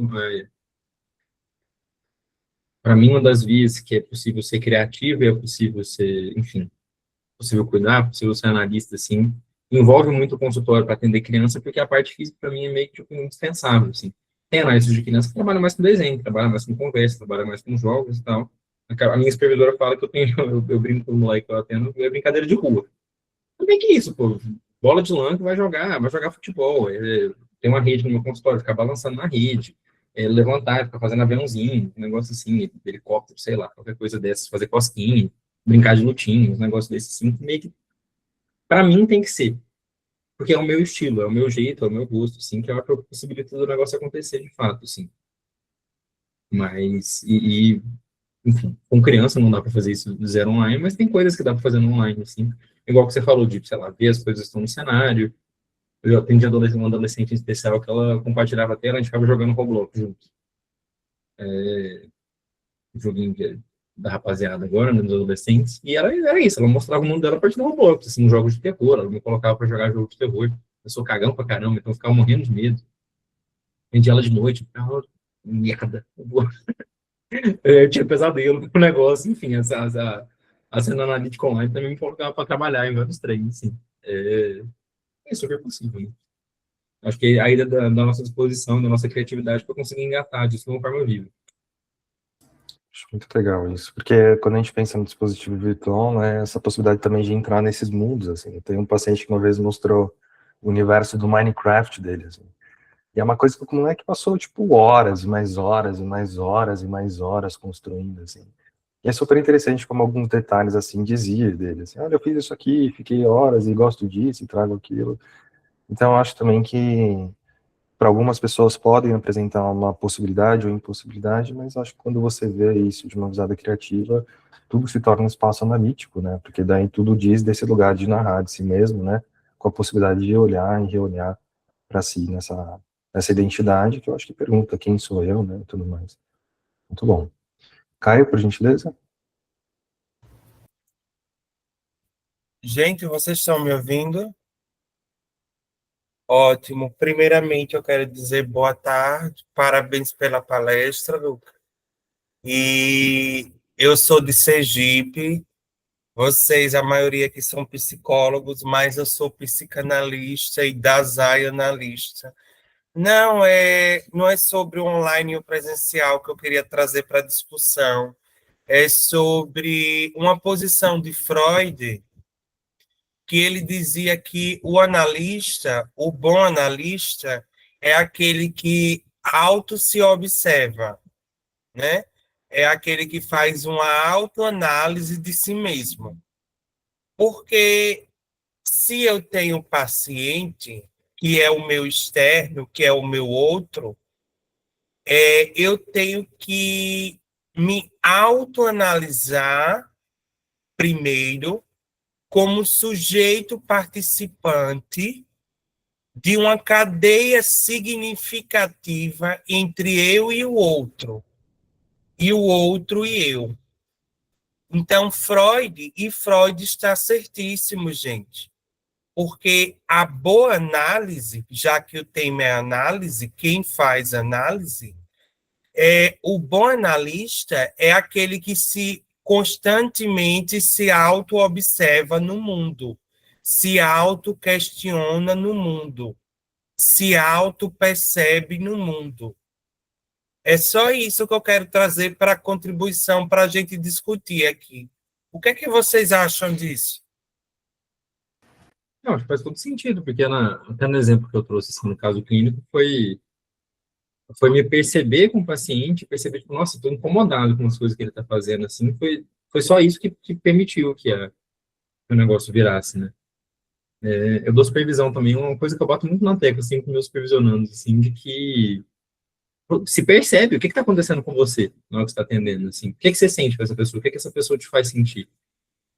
Acho que tem a parte que a gente tem que ter cuidado, né, enfim, das regras de abstinência e tudo mais que estão lá, mas que afinal de contas, a gente está em relação, os pacientes colocam a gente em situações a partir do momento que eles são eles mesmos para a gente, né?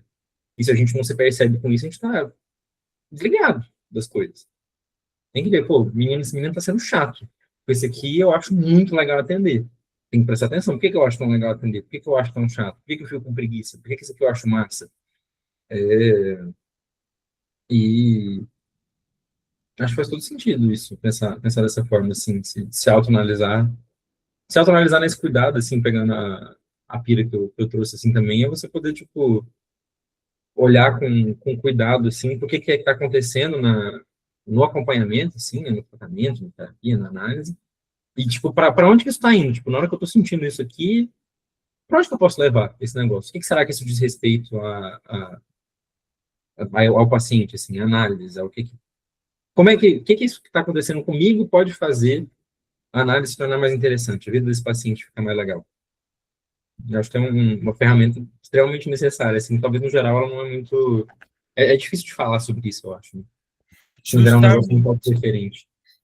Justamente, desculpa, justamente, Luca, o que é que está, porque, veja só, eu também sou da perspectiva hegeliana, né?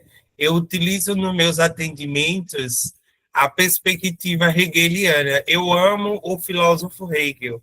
Então, ele diz, gente, que você acabou de dizer, Luca, realmente o que é que Hegel diz para a autopercepção, para a auto-ipseidade e para a autoanálise, que é, primeiramente, você se autocolocar e se autoperceber enquanto indivíduo dentro de uma relação que é, à primeira vista, imanente. Imanente no sentido de que é uma pura imanência que você está ali dialogando dentro de um espaço-tempo que é a relação analista-paciente, paciente-analista. Então, veja que quando a gente atende um paciente, a gente está o tempo todo se auto-observando também a partir da vida ordinária, do cotidiano do paciente. Nós, como sujeitos participantes dessa relação, nós estamos também se autoanalisando enquanto analista. Então, a minha percepção, a percepção de Luca sobre o nosso paciente vai depender muito da minha subjetividade enquanto analista. É isso que a gente também deve observar. Eu acho muito interessante, né, antes até do Luca fazer um comentário, né, porque eu sou muito, já não é novidade, assim, que eu gosto muito do Yalom, né, assim, e o Yalom é um cara que fala disso, né, o que eu sinto quando eu estou na presença desse analisando, né, assim, isso porque eu posso ser quase como uma espécie de espelho, um reflexo também, né, pô, você tá meio chato, né, não tô entendendo o que tá acontecendo aqui. Eu acho que isso participa de uma autorrevelação, de uma característica que às vezes a pessoa não percebe de si mesmo, né. Será que o PP percebia isso quando estava na escola e puxava o assunto para outros lugares, né? E aqui, talvez no espaço analítico, seja um convite, muito mais do que um ataque, para a gente poder olhar por que eu estou me sentindo dessa forma quando eu estou na sua presença. Tanto que eu ia até falar dessa questão da autorrevelação.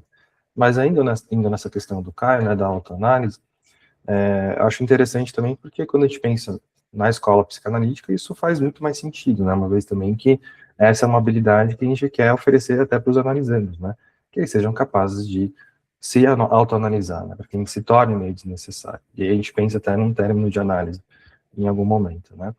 Mas é isso, né, eu acho que somos humanos e em alguns momentos a gente acaba não controlando, assim, né, domando esses sentimentos ferozes que acabam acontecendo assim. Mas acho que existem maneiras, né, menos agressivas até de devolver uma questão que pode estar acontecendo ali. E aí eu acho que é aí que entra um pouco do Yalom, né, assim, que eu gosto, que eu acho que a maneira que eu me sinto é um termômetro do encontro e justamente do caminho analítico para ele, que é a relação, né, a única coisa que é possível, que é a relação que cura, né. E aí até perguntar, né, Luca, claro, eu acho que divergindo, mas também ainda ficando nesse espaço, assim, né, você conhece Yalom, você chegou perto de Yalom, Da onde que vem esse negócio de falar para o PP, assim, também, sobre como ele fazia você se sentir, né? E principalmente, né, assim, isso é uma intervenção que permitiu exatamente o que na sua visão? Que ele se percebesse, ou que você mais se percebesse também, ou os dois, né? Como é que chega isso para você no encontro analítico? Meu contato com Alan foi minúsculo, assim, acho que quem mais ouviu falando de Alan foi você, nas poucas vezes que a gente se encontrou. Não sei muita coisa em relação à obra dele, tá? É um negócio que eu tenho cada vez mais vontade de me aproximar. Mas eu não sei dizer exatamente onde é que isso veio, não. Nossa, te fiz essa intervenção por conta de sei lá o quê. Eu não sei não, sabe? Foi o que eu tava sentindo na hora, assim. É, eu tive um psicólogo quando eu era adolescente que ele era muito honestão com os treinos, assim. Então foi muito do que me fez, tipo, tá, beleza, tipo, dá pra ser desse jeito, assim. Me fez muito bem, e não poderia fazer bem para outras pessoas se eu fosse de uma forma parecida, né? O que eu acho que tem tipo, das minhas leituras, assim, que tipo, levam tanto para esse lado, assim, um pé grande na psicanálise que eu tenho, assim, eu li muito Winnicott, principalmente durante a graduação, e ele tem essa pegada, assim, tipo, gesto espontâneo, sobre algum tipo de espontaneidade, inventividade do analista, assim, né, que cabe muito. E sendo sincero, assim, eu acho que atender criança, no geral, tipo, uma coisa que eu percebi que quando eu comecei a atender, ser muito certinho, assim, é um negócio que não adianta porra nenhuma, assim. Eu lembro que o meu primeiro paciente criança, assim, que ficou mesmo, assim, até deve ter uns bons anos, né? Ele ficava me batendo durante a sessão, eu ficava meio tipo, nossa, por que será que você tá me batendo? Sei lá o quê. Então eu tinha batido ele de volta. E virou uma brincadeira, dá tapa um no outro. E aí virou pra caramba, assim, a gente criou intimidade, sabe? Ficar nesse, o que que será que está, sei lá o quê. E não adianta de porra nenhuma, assim, quando a gente tá atendendo criança, assim, eu acho que é um negócio que chegou pro meu jeito de atender adulto, né? No geral, não bato nos meus pacientes adultos, e não costumo chamar eles de chatos. Mas foi daí, eu acho que o que eu acho que permitiu, assim, foi o que eu senti com ele muito, era tipo, nossa, tem um negócio acontecendo aqui que não tá podendo virar, sabe? Tipo, esse menino é meio chato comigo, tá falando algum trem que tipo, não tá elaborando agora, não é um pensamento que estava na hora, assim. Mas, tipo, tem alguma questão aqui que não tá podendo ser tematizada, assim. O que que tá acontecendo? Eu ficava meio com receio de fazer algumas coisas. Eu lembro de ter, tipo, algumas vezes, sei lá, uma vez que eu comprei um sapato diferente, uma bota, geralmente uso tênis. Aí eu cheguei no consultório e fiquei, PP vai falar dessa bota. Eu fiquei tipo, não, porque eu tô pensando sobre o que que o menino vai pensar da minha bota. E meio com receio, assim, tipo, meio, vou sofrer bullying do meu paciente. E um negócio, bom, uma sensação muito legal de você cultivar enquanto analista, assim. Então, acho que o rolê de falar de, nossa, deixa de ser chato, foi para, enfim, botar isso na roda, assim, vamos conversar sobre esse trem que tá acontecendo, né? Tanto que não foi, tipo, deixa de ser chato, cala a boca, abre a porta e vai embora, assim, né? Foi de ser muito chato quando você faz isso. Por que você faz esse trem? E ele, tipo, como já tinha um bom tempo que eu atendi ele também, ele falou, nossa, realmente, né? A galera fala que eu sou chato, é que, sabe, eu não dou conta. Eu fico muito ansioso, eu quero entrar no meio do negócio, assim, eu não dou conta de esperar o que vai acontecer. Então, acho que se teve um objetivo na intervenção, foi por aí, para botar esse trem na roda, sabe? Muito bom. Eu acho que foi justamente o que pode ter permitido o PP ter um espaço mais seguro para olhar para isso, porque talvez lá fora ele precisasse se defender, mas na relação com você é um convite para olhar para isso, né? Então acho que foi muito interessante, assim, que pode até ser visto como alguma coisa assim, mas eu acho que a gente conversa nesse estilo pessoal, assim. Eu tenho um estilo pessoal também da autorrevelação, de o que está acontecendo aqui, que a gente está junto, está fazendo sentido, né? Se não tiver, não precisa vir, tá tudo certo, e acaba que funciona, assim. E eu ia até puxar para outro lado, mas vamos puxar, ver o que, que o Vitor tem a dizer, depois a Bianca também. Por favor, Vitor.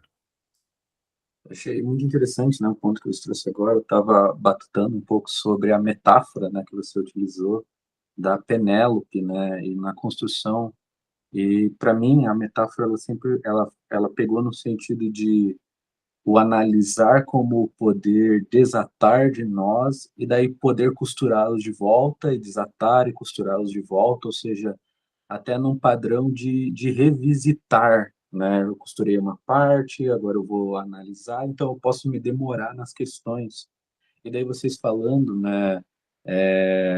E eu pensando nessa metáfora, me veio muito a percepção de que enquanto o nosso paciente ele está descosturando e costurando de volta a sua própria história, os próprios aspectos, está se demorando nas suas questões enquanto cuida, né? Enquanto nós estamos também nisso, nós estamos também, né, costurando a nossa própria mortalha e às vezes olhando para a do paciente, se vendo ali, bem, isso é parecido, isso é diferente, por que que eu estou preocupado com isso, por que que eu estou trazendo isso, né? Então eu acho interessante que embora a gente tenha uma certa tendência a olhar o processo de análise, por mais que a gente problematize a questão, a gente se olha como sendo o analista, né? Nós também somos, em algum sentido, que está na posição de paciente, né? Muitos, claro, são pacientes, mas o que eu digo, a relação de troca, por mais que a gente chame de analista e analisante, é uma relação muito mais vertical no sentido de pessoas, porque a gente está fazendo essa costura e daí a gente olha a costura do outro e daí a gente começa a pensar assim, putz, mas por que que a costura que ele está fazendo tá me incomodando? E o que isso traz, né? Quando você fala assim, vou sofrer bullying por causa do meu tênis? E não é exatamente isso que o paciente disse em um certo momento, né? Então, o quanto a costura dele, né? E daí eu gosto de brincar com metáfora, acho que todo psicólogo, principalmente da parte fenomenológica, gosta de, primeiro, de metáfora grega, é uma coisa assim que está no sangue, né? E também dessa compreensão né? Não é uma pergunta, mas de que tem um livro que eu acho sensacional, que é Para Onde Vão os Guarda-Chuvas. Não sei se vocês já conhecem. O livro começa com o protagonista faz costuras de tapete. E daí ele tem, né, que se trouxe de costura, tem uma ideia muito legal que é o primeiro fio do tapete sempre se conecta com o último fio colocado no tapete. E se um desamarra, eles se desamarram entre si. Então, quando você trouxe essa ideia da mortalha, né, para mim trouxe muito esse aspecto, né, esse ponto de o paciente também se envolve na forma como eu costuro a minha mortalha e eu me envolvo na forma como ele se descostura. Então, eu gosto dessa comunicação que tem, né? Eu acho que isso, além de problematizar o próprio desenvolvimento da análise em si, abre os nossos olhos para o que está em jogo na relação, né? A gente pode chamar de transferência, contra-transferência, do que for, os nomes técnicos daí eu deixo para quem entende, mas essa relação de troca que se constitui, né? Que se constrói o tempo todo. Não, novamente não foi uma pergunta, mas foi uma coisa assim que me fez pensar na conversa que vocês teve, no tema do próprio seminário. Tipo, faz todo sentido, assim. Com o PP, inclusive, aconteceram umas coisas muito legais. Depois que rolou esse trem, que começou a falar sobre esse negócio de namorado e tal, a gente teve umas sessões muito próximas, assim, muito legais, assim. O meu consultório, na época, tinha um tapete e minha mãe tinha costurado um tapete. Que engraçado falar de costurar agora, né? E que tava lá, num canto, assim, era um tapetão grande, assim, de crochê que eu ainda não tinha colocado. E um tapete redondo. Aí teve uma sessão que ele chegou, viu esse negócio assim, falou, ó, tem umas cadeiras de praia no meu consultório que a gente usa para fazer grupo de estudo de vez em quando. Aí a gente montou uma cabaninha. Pegamos o tapetão, botamos em cima das cadeiras e entramos lá e ficamos conversando. E aí nessa conversa, ele estava falando sobre as diferentes formas que ele queria, tipo, que ele queria arranjar para ter uma namorada, assim. E ele falou, nossa, se eu fizer tal coisa, a menina vai fazer isso, eu vou fazer isso, ela o quê? Eu falei, bebê, mas tipo, você tem que ter cuidado para a pessoa gostar de você e não do que, tipo, não do que você é para ela, sabe? Esse foi um negócio que eu demorei muito a aprender. E eu tava falando muito da minha posição pessoal, assim, tipo, de, nossa, sabe aquele trem, tipo, pelo menos eu passava muito para adolescente, assim, acho que todo mundo de alguma forma também vai nessa, né? O que eu tenho para fazer para conseguir pegar alguém, para conseguir ter uma namorada, para conseguir fazer qualquer coisa, sabe? Nessa eu fui me perdendo muito, assim, de beleza, eu tenho que ser um cara legal, não sei sei lá o que, assim, para as pessoas gostarem de mim. Afinal de contas, a pessoa gosta de quem você é para ela, não gosta de você de verdade. E eu falei isso para ele. Porque foi um negócio que me pegou mesmo, assim, que me pegou muito na minha vida, e ver ele fazendo isso foi tipo, não, menino, não vai nessa, não, tão ruim, faz mal demais. E foi um adiantamento, não adiantamento não, foi um ensinamento, uma coisa que foi possível falar para ele, e que foi do cruzamento comigo mesmo, assim. Ver ele fazendo uma coisa dessa, assim, no início de um caminho que me fez muito mal, só pode ser falado depois que aconteceu o que aconteceu, eu contei para vocês, e foi bem isso, assim. A parte a parte que me toca do problema dele, assim, da questão dele. E Interessante. Oh, perdão. poder falar isso para ele foi muito bom. Interessante que você encerrou a outra frase justamente com a minha apresentação ano passado, né, a parte que me toca, assim, que eu acho que conversa um pouco com o que vocês estão falando, né, eu sou o cara que gosta do diálogo, penso muito na relação, penso na relação como essa troca mesmo, assim, né, o encontro filosófico. Acho que não existe proteção teórica contra a filosofia, né, assim, ontologia. Só porque eu estudei Heidegger eu tenho uma proteção diferente para a filosofia, ou eu sofro menos, ou eu sei mais sobre a existência do que o analisante, ou analisando, ou paciente, ou como vocês quiserem chamar. Eu acredito que não, né. E acho que é justamente nessas pequenas demonstrações de humano, assim, demasiadamente humano, até quase incorrendo em uma série de possibilidades de erro, de risco e tal, que a gente se coloca na relação, é que a gente mostra que nós somos humanos, assim. O que é diferente para outras abordagens, assim, né? Quando a gente pensa, sei lá, uma teoria psicanalítica, talvez, é aí que acaba a análise, né? Quando esse suposto saber é corrompido, assim, destruído, né? E aí o analista se torna tão humano quanto eu, então o que que eu tô aqui recebendo dele, né? E eu acho que é justamente o contrário, é no encontro entre duas pessoas, dois humanos que pouco sabem e não tem certeza nenhuma sobre a vida, né, que a gente pode fazer isso que você falou, né, antever, né, a si mesmo, no já ser si mesmo junto a, né, então, eu não faço ideia do que vai acontecer, eu não faço ideia das possibilidades que podem se abrir para o Pepe, para o Luca, para o Caio, para o Vitor, para a Duda, para a Bianca, ou para todo mundo que está aqui, mas a ideia é que o fato de não saber me traz uma tranquilidade muito maior, porque eu não estou tão conectado com o resultado, com o que acontece, com o que eu falo, né? Talvez um gesto poético, né, e criativo que se dá no momento é o que é possível, assim. E tá tudo bem, porque mesmo numa intervenção equivocada, o seu cliente, né, se ele estiver completamente em relação com você, íntimo mesmo, ele vai falar, pô, Luca, acho que você passou a mão ali, né? Acho que você não devia ter falado isso aqui. Ô, Roberto, acho que você falou demais aqui, né? E isso é caminho analítico, né? Assim, porque talvez seja justamente isso que ele precisava, conseguir dizer de si mesmo e não aceitar alguma coisa que o outro aparece. Então, são caminhos tortuosos, assim, misteriosos e tudo mais, que eu digo desse lugar, assim, né? No final das contas, eu me sinto muito tratado pelos meus pacientes até. Porque o que se revela para eles se revela como uma possibilidade que pode acontecer comigo também. Né? Eu passei 3 anos ali atendendo o pessoal do programa de acolhimento ao luto, assim, e atendi para lá de 50 pacientes que perderam pessoas, assim. E isso fazia com que eu chorasse dores junto com eles, lutos junto com eles, de filhos, de pais, de tios, de pet até, né? O que fazia com que eu tivesse uma visada diferente para minha vida. Isso é uma possibilidade que pode acontecer comigo, né? Assim. E acho que essa inspiração, né, Luca, que você teve, acho que muita gente tem, né? Tipo, cuidado, não vai por aí, é o que vai acontecer. E com adolescentes, acho que é uma intervenção muito interessante, às vezes, é se mostrar como tão humano a ponto dele poder te perguntar, assim, coisa.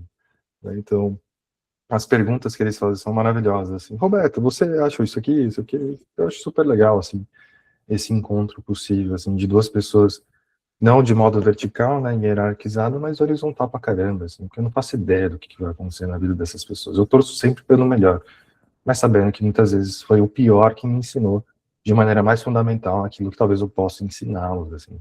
Então eu evito esse lugar professoral, mas também tem certeza que é por aí? Será que é bem por aí? Porque se for, o problema é que o problema é seu, né? Não é meu. E aí, como é que vai, né? Acho que é um pouco disso. Faz sentido, Luca? Quer fazer um comentário? Passando para Bianca? Tá bem, concordo total. Boa. Bianca, por gentileza? Oi, gente, boa tarde.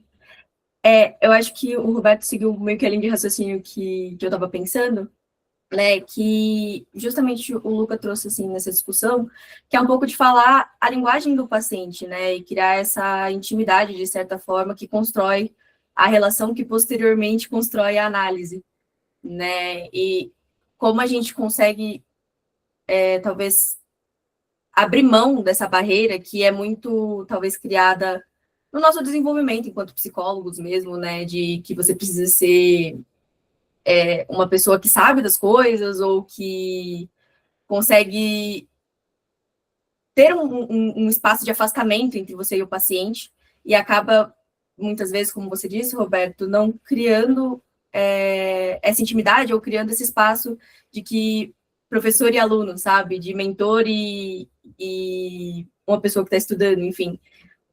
E essa relação abre muita oportunidade para, por exemplo, como o Lucas disse, de falar que, pô, você está sendo chato, será que você já olhou para isso? Né? E de uma forma mais acolhedora, e não de uma forma como se ele realmente estivesse apontando o dedo e como se fosse completamente errado ele ser dessa forma. Mas será que não tem como fazer um manejo diferente do jeito como a gente age com as coisas, né? Será que... Eu entendo que você está ansioso para falar as coisas, mas e a vez do outro? Né? Eu acho que foi esse trabalho que talvez você tenha feito com o PP, né, dele compreender que existe também o espaço do outro dentro das relações, e a relação terapêutica faz muito esse espaço, assim, de fala e escuta, né, e a relação horizontal ajuda muito nisso. Acho que não é bem uma pergunta, mas acho que complementa um pouco, porque vocês acabaram discorrendo a linha de raciocínio mais ou menos que eu estava pensando, mas é sobre isso, assim, sobre se abrir um pouco para essas amarras de saber, né, e ser apenas uma outra pessoa na frente do outro, apesar de fazer análise ao mesmo tempo. Não sei se fez sentido. Tem um negócio que a Adriana Cavaleiro fala nesse livro dela, que eu acho uma ideia muito legal. Que ela tem um ponto do livro, assim, que ela meio que propõe uma ideia de uma ética específica, assim. Ela fala como... Acho que o termo que ela diz é uma ética altruísta do acidental. É um negócio meio tipo... Você está diante de um outro que é radicalmente outro. Assim, é uma história singular mesmo, assim. Para além do... Ela fala muito sobre o mito grego, uns negócios assim. Para além dos heroísmos que são de um herói grego, do Ulisses, que é um desses, assim, a história da nossa vida não é uma história de heroísmo, é a história da nossa vida que acontece na beira do fogão da cozinha, o que acontece conversando na cama, o que acontece quando a pessoa está no chuveiro, ou no privado. E ela disse, a frase é muito boa, ela fala, a ética altruísta é uma ética que desconhece nomes genéricos. A frase é bonita, assim, um impacto, assim, né? Um nome genérico que poderia ser o nome genérico do analista, do analisando, do professor, do aluno, assim, né? Se deixar ser tocado por essas coisas e revelar o que tem de mais humano na gente, assim, é jogar fora qualquer nome genérico. Então, tipo, é o look do PP, mesmo, assim.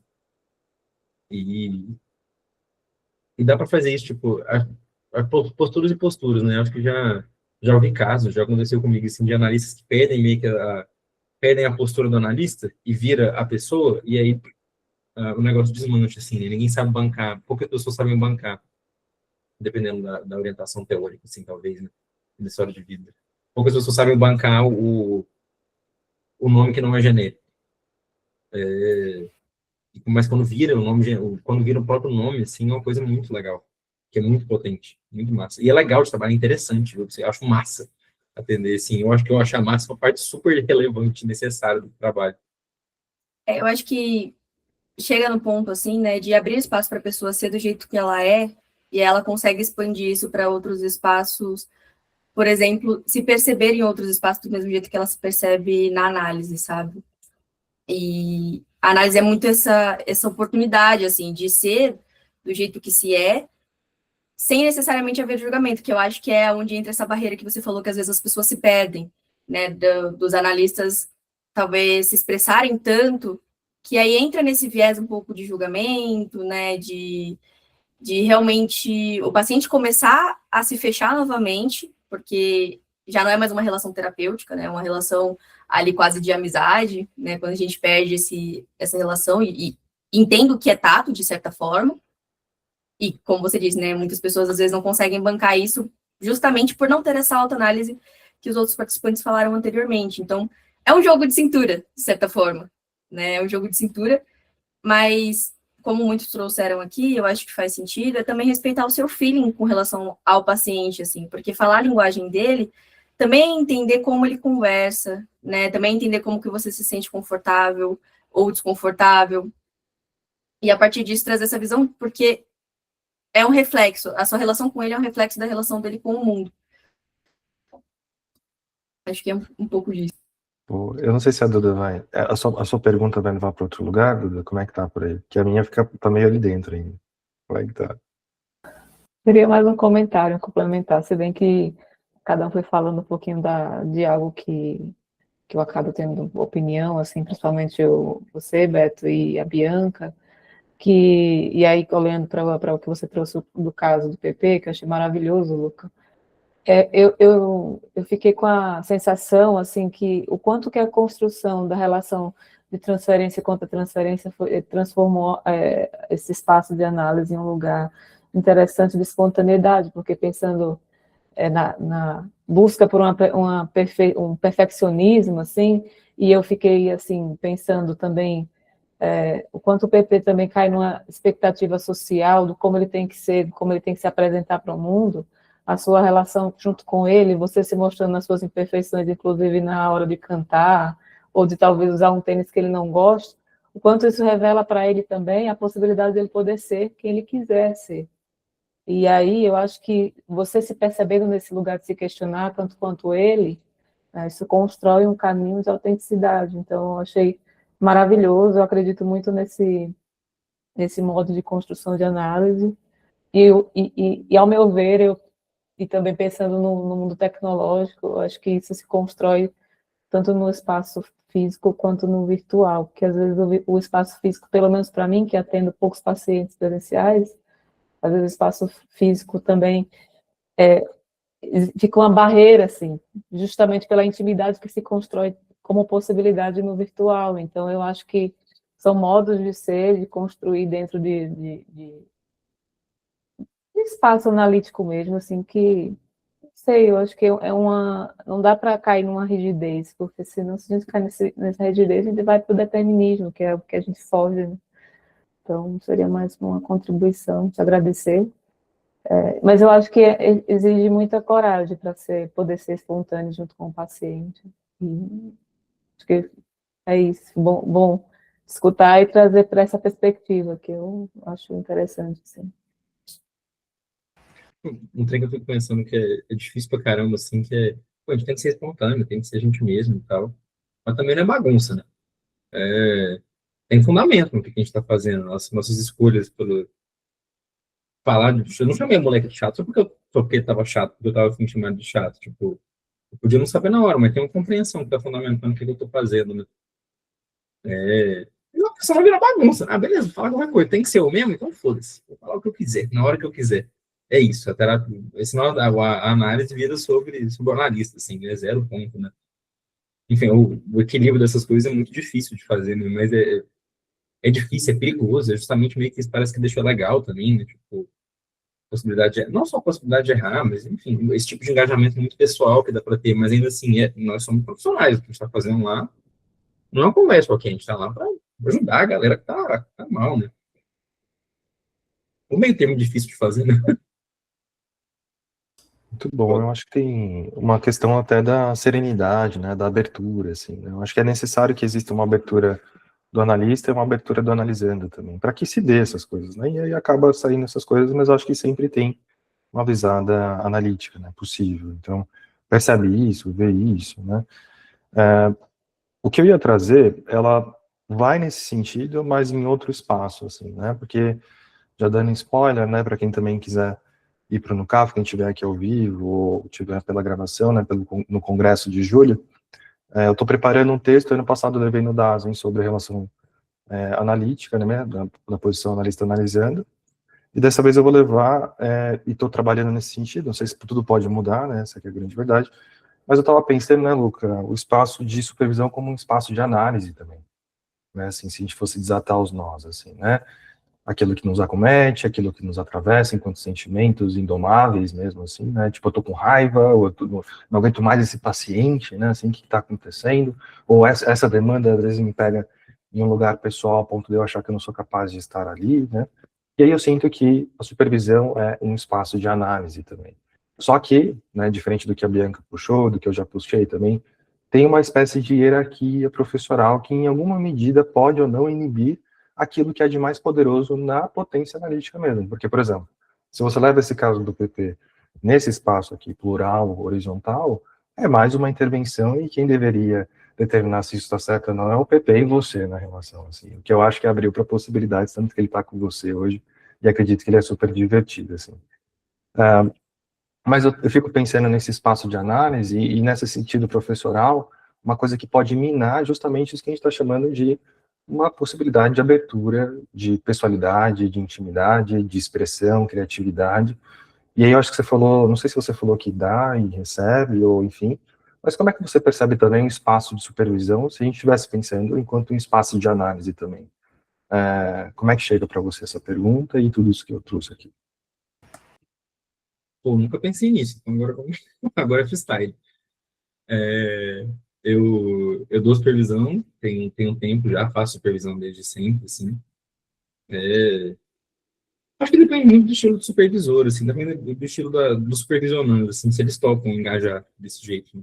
Eu sou desse jeito, vocês estão vendo, no geral, eu falo meio que assim mesmo, assim, em qualquer lugar, eu atendo desse jeito, eu dou supervisão desse jeito, eu converso com um amigo desse jeito, assim, varia, mas enfim, é meio que desse naipe, assim, não muda muito não. É, algumas pessoas topam isso, as pessoas, tipo, atualmente eu dou supervisão, a maior parte das pessoas que eu dou supervisão são pessoas que eu já conhecia antes, então, tipo, sei lá, a galera da UFMG, que eu dei estágio, que era minha amiga, alguma coisa assim. Então, tipo, já me conhece dessa forma também, tipo, de qualquer jeito, né? Mas também dou supervisão de estágio, então, tipo, para alunos que estão tipo, no sétimo período que chega, que não me conhece, de jeito me conhece tipo, como supervisor, assim, acho que virou outro, virou outro lance também, né? Às vezes tem um tipo de distância que eu também não estou acostumado a lidar, mas é um negócio que é super potente, assim, ao longo do tempo, na hora que a intimidade vai começando a acontecer, assim, intimidade no grupo de supervisão é uma coisa um pouco diferente, assim, talvez não seja uma intimidade tão profunda, né, mas tipo, dá para ter muita sinceridade, talvez mais do que necessariamente intimidade, sinceridade para falar o que acontece, assim, falar de erros e tal, que eu acho que talvez uma das coisas mais difíceis, né? E no que os supervisionantes se revelam, assim, o que está acontecendo,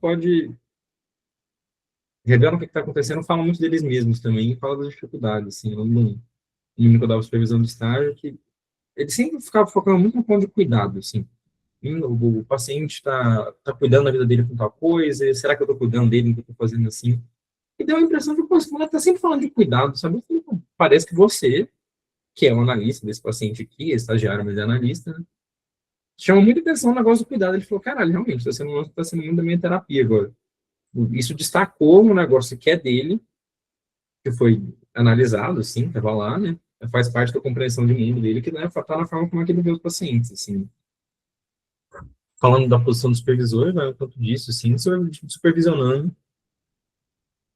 É difícil de achar supervisores que a gente, tipo, realmente curte, tipo, nossa, beleza, agora eu faço 2 supervisões agora com a Tânia e com o Casanova, e agora, tipo, pô, já passei por vários supervisores que foram ótimos, assim, mas eu sinto que, tipo, agora tá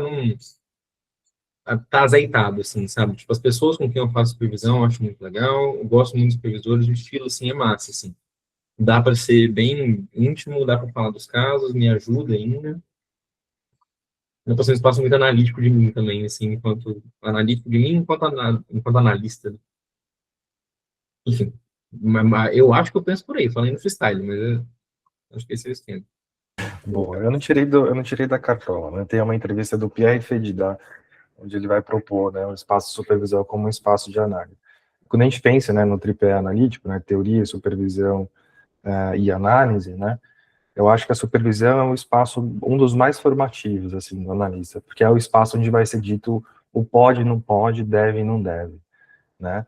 E aí, nesse sentido, que eu pensei, fiz a pergunta para você, e vou levar essa discussão para lá, que eu acho que pode ser um lugar que inibe aquilo que é a construção pessoal mesmo do analista, né? Assim, por exemplo, eu posso dizer, eu posso falar, acho que geralmente quem vai determinar muitas coisas do pode e não pode é justamente a relação analítica, o rapport e o que é permitido ou não entre você e o paciente na intervenção analítica, né?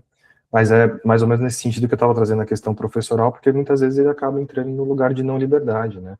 Muito referido a teorias e tudo mais. Não, mas Boss disse isso, não, mas Alice disse aquilo, não, mas Biswanger disse aquilo, Freud disse isso. Mas aí é interessante também pensar enquanto uma introdução, assim, né? Uma coisa que você possa dizer, né? Não só dizer através deles, assim. E nesse sentido, acho que pode matar muita criatividade, assim, dos analistas, né? Pensando nisso. Maria, por gentileza? Lucas, pensando nessa questão aí que já foi dita aqui sobre a questão horizontal, assim, é uma linha muito tênue, porque, como já foi dito também, né, pode cair no campo da amizade, aí o processo vai embora, né? E essa linha é muito tênue. O caso do PP aí foi fantástico, né? Deu super, super bem, foi legal, mas ele é um adolescente, né? Pensando em analisando adulto ou até mesmo mais idoso, como seria isso, né? Como seria essa coisa horizontal? Seria viável? Seria uma postura assim que teria uma boa resposta? Acho que sim, acho que do mesmo jeito. Os meios que a gente tem para acontecer, quando a gente está falando de análise de adulto, tradicionalmente, acho que são meios um pouco menos, assim. Com criança tem brincadeira, eu levanto, não levanto. Já peguei o PP e botei na cacunda, assim, sabe? Eu nunca fiz isso com paciente adulto, eu acho que eu não vou fazer. Não sei, sabe? Sei lá. Então acaba, enfim, tradicional, né? Vai muito mais no mundo da conversa, assim, mas eu acho que é uma vez super, super possível, assim, são outras formas de construção. Acho que eu escolhi muito falar hoje sobre criança e adolescente, assim, porque acho que são casos um pouco mais, ilustram um pouco mais as coisas que eu tô querendo dizer, né? Mas acho que tem muita coisa no mundo de análise de adultos, assim, que dá para fazer, né? Não sei, por exemplo, assim, não necessariamente compartilhar impressões que eu tô tendo, assim, mas uns tempos atrás estava com um paciente adulto meu, ele estava falando sobre um paciente que ele sempre conta as mesmas histórias, não é necessariamente para repetir as histórias, tipo, no sentido mais tradicional de repetição, assim.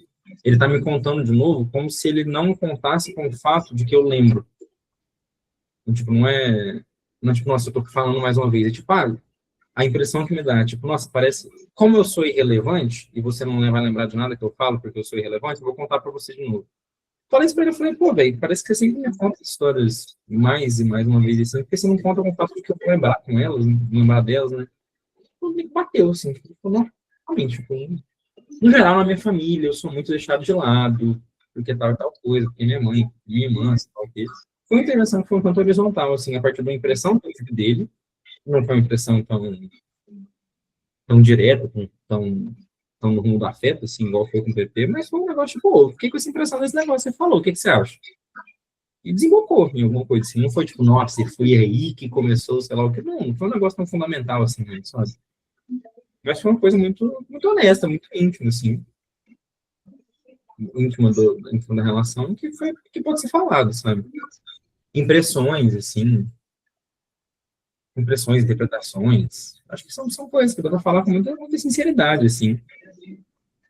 Sim.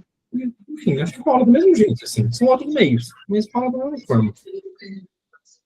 O adulto, o idoso, ele chega com aquela grande expectativa de que somos detentores de saberes e temos as respostas prontinhas, né? E romper com isso,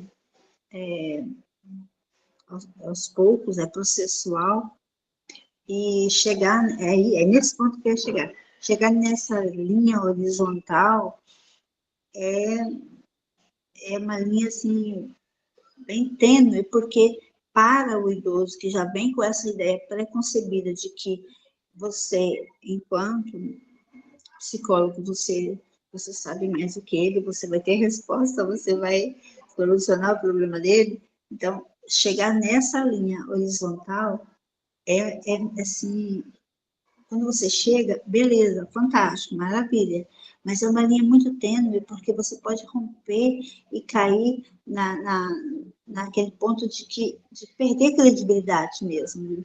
Poxa, ela não é aquilo que eu esperava, ele não, sabe? Eu já percebi em alguns casos que chegaram até mim que aconteceu isso. Então, por isso que eu vejo como uma linha muito tênue quando se trata de um analisando adulto ou idoso, que eu tenho paciente idoso, sabe? Só um centavo, assim, já também convidando para a gente fazer aquela pequena aterrissagem, assim, né? Eu tenho a impressão de que, assim, né, se a gente pensa na psicologia como um geral, é muita gente. É muita gente. Mas um psicólogo, assim, saudável atende o quê? 30, 35 pacientes, 40 pacientes, 50 se você for uma máquina, assim, né, de atendimentos. Então, eu acho que é uma parcela muito pequena, né, de todo mundo, assim. Então, eu acho que se chegar alguém que não gostar do estilo do Luca, ele tem a liberdade de dizer, pô, não gostei disso aí, vou buscar outro ali. E tá tudo certo, assim, né? Que eu acho que às vezes a gente entra num lugar de talvez se adaptar muito à necessidade do paciente e faz com que a gente perca a nossa liberdade também de ser quem se é. E aí, pensando nisso, né, o Dasein, ele publicou, o Instituto Dasein publicou e não foi muito a fundo. Mas eu gosto muito desse livro, né, do Beto Machado, né, o Intimidade como Método Clínico, porque ele vai trazer o caso da Doralice, né, e Doralice era uma paciente que ia lá receber o seu pãozinho com suco e dormir. E essa era a análise por um tempo, assim, né. E eu acho muito curioso isso, porque isso inspira a gente a entender o que é esse gesto terapêutico, o que é o gesto analítico, né? Se não um espaço de potência, né? Potência para que algo se dê, potência para que algo seja reinventado, criado, assim, né? E eu tenho a impressão de, assim, mesmo que pacientes, ou mesmo supervisionandos, ou mesmo vocês possam ter a sensação de que outros têm autoridade, que diria, ou que sei mais do que sobre vocês, eu sempre tendo a aprender com vocês. Isso é o caminho frutífero. E eu tenho, né, inclusive, uma paciente de idade mais avançada, ela está perto dos 70, assim, e ela está numa depressão ultra profunda, assim, né, inclusive vir até a análise presencialmente, para ela já é interventivo, porque é o motivo para ela sair de casa. E é curioso, Maria, porque ela me pergunta coisas muito profundas existenciais, né, do porquê que ela está viva, o que que a gente está fazendo aqui, para onde a gente vai, uma vida muito esvaziada de sentido. E aí é interessante que toda vez que eu venho para o consultório, eu venho atender ela no primeiro horário, eu passo, compro pãozinho de queijo, né, Lucas, você que é mineiro, pãozinho de queijo, compro uma coisinha que ela gosta, um suquinho que ela gosta, e a gente tem ali 50 minutos de um encontro que não se pretende ter o menor sentido, mas é um espaço potencial para que a gente possa conversar sobre o que ela quiser trazer, assim. E às vezes ela me faz perguntas que, sinceramente, mesmo que com toda a autoridade, eu tendo lido, não, exemplares da filosofia, eu não conseguiria responder, assim, né? Então, apresentar a minha impotência é um encontro com a impotência dela, e a única coisa que pode acontecer ou não é esse pão de queijo aqui, e esses pequenos recortes da vida onde existem pequenos prazeres, assim. E aí é uma paciente super, assim, eu adoro atender ela, né? E na última sessão ela pediu que eu a adotasse. Ela falou, você me adota? E isso me fez chorar, porque que pedido bonito, assim, né? Que pedido gostoso, assim, porque é mais ou menos como se ela dissesse, a gente pode ter mais desse tempo, a gente pode ter mais disso aqui, e é claro que eu não posso adotá-lo, né? Mas isso fez ter mais sentido ainda que esses 50 minutos, mesmo que não represente uma resposta fundamental, faz sentido em si, né? Mais do que tentar explicar, a ponto dela querer esticar, assim. Então, acho que tem um pouco dessa liberdade que eu gosto de conferir para mim, acho que eu converso muito com o estilo do Lucas, assim, fiquei até meio assustado com quem tinha aparecido analiticamente. Eu acho que é o caminho mais possível e provável. E sempre tenho a impressão de que, se não gostar, tá tudo bem, assim, né? Busque outro, procure outro analista, outro supervisor, porque isso também é um gesto de potência também, né? Assim, não precisa ficar acreditando muito no que eu falo, naquilo que eu faço, se não concorda, tá tudo bem, procure outra pessoa. E é engraçado que isso vai trazendo pessoas cada vez mais corajosas, assim, para ser elas mesmas, assim, tanto no campo de supervisão, acho que aqui com a Bia, que conversa um pouquinho, Maria, Caio, o Vitor também, né? Acho que boa parte do que o Luca trouxe vai acompanhar vocês, tanto pela gravação também, assim, como possibilidade de serem vocês mesmos, né? Em busca da serenidade e de um bastião da liberdade, começando a partir de você mesmo. Porque se a gente começa a ficar restritivo, fica estranho, né? Interessante que ela olha para você e ela não vê o analista, ela vê o neto. Ela vê um neto em você. Mas não importa, se está funcionando, beleza. Se está fluindo, deixa fluir, né? Mas ela não vê em você um analista, ela vê o neto, tanto que me adota. Né? Alguma coisa é possível, né? Assim, diferente do que ela me vê ou não, mas é muito agradável. Isso aí que está acontecendo, está movendo. Sim, sim. Último comentário do Caio, para a gente começar a aterrissar, passar pelo Luca de novo. Como é que chega aí, Caio? Gente, não Roberto, é só um agradecimento ao núcleo avançado em estudos existenciais e parabéns. Eu acho que o núcleo, na minha percepção, está bem, né, no cenário até nacional, eu diria, sobre a psicoterapia existencial, e é só agradecer e parabenizar e que o núcleo faça mais encontros como este. Obrigado. Muito obrigado, meu querido. Essa é a nossa alegria, assim, que vocês sempre possam encontrar um espaço horizontal, onde a gente pode aprender juntos. E aqui é um espaço onde vocês, né, assim, onde existe potência para que vocês possam falar também. O Caio, Bianca, Vitor, a gente sempre faz esses convites para que vocês também tragam seus saberes, assim, né? Luca, últimas palavras, quiser colocar aquele PowerPoint para o pessoal te encontrar também, né? Gostou da palestra? Vou colocar esse trem. Estão vendo? Tá vendo, né? Apareceu? Pô, queria muito agradecer. Eu confesso que eu tava no medo, tava tipo, pô, era uma apresentação de congresso de 10 minutos. Eu fiquei, nossa, como é que eu vou fazer esse trem virar 2 horas? Aí, beleza, vou fazer virar 1 hora. Aí virou menos de 1 hora. Eu fiquei, nossa, o que a galera vai falar? Muito obrigado pelo papo. Assim, obrigado pela disposição de todo mundo para conversar, tanto que a gente conversou. Adorei a conversa, assim, a gente levou por pontos muito legais. Eu me fiquei meio assustado, tanto que a gente atende meio parecido, a gente tem um estilão parecido mesmo, né? Pô, agradecer muito pela oportunidade de querer ouvir alguma ideia que eu tinha e trocar essa ideia toda aqui. Valeu mesmo. Então, muito Aí, obrigado, se quiser pessoal. falar Tem comigo, aqui, fica à vontade, contatos estão aí. É isso. perfeito. Tem aqui o arroba do Luca, né? luca.barbosa.pc, então fique à vontade também para, se tiverem mais dúvidas, tem outras perguntas que eu acho que poderia até abrir para mais conversa sobre o cenário atual da Daseins Análise. Fica aqui o meu agradecimento pela presença de vocês e o convite para o nosso próximo seminário, que acontecerá no dia 14 de março, com a Raíza Romero, que é Psicanálise e a Era Digital. Logo a gente vai publicar lá no nosso Instagram, fiquem super à vontade para compartilhar também e aparecer por aí. Luca, mais uma vez, muito obrigado, foi muito boa a participação de todos, nos vemos na próxima, ok? Obrigado. É, galera. Tchau, tchau. Valeu. Obrigado, tchau, tchau.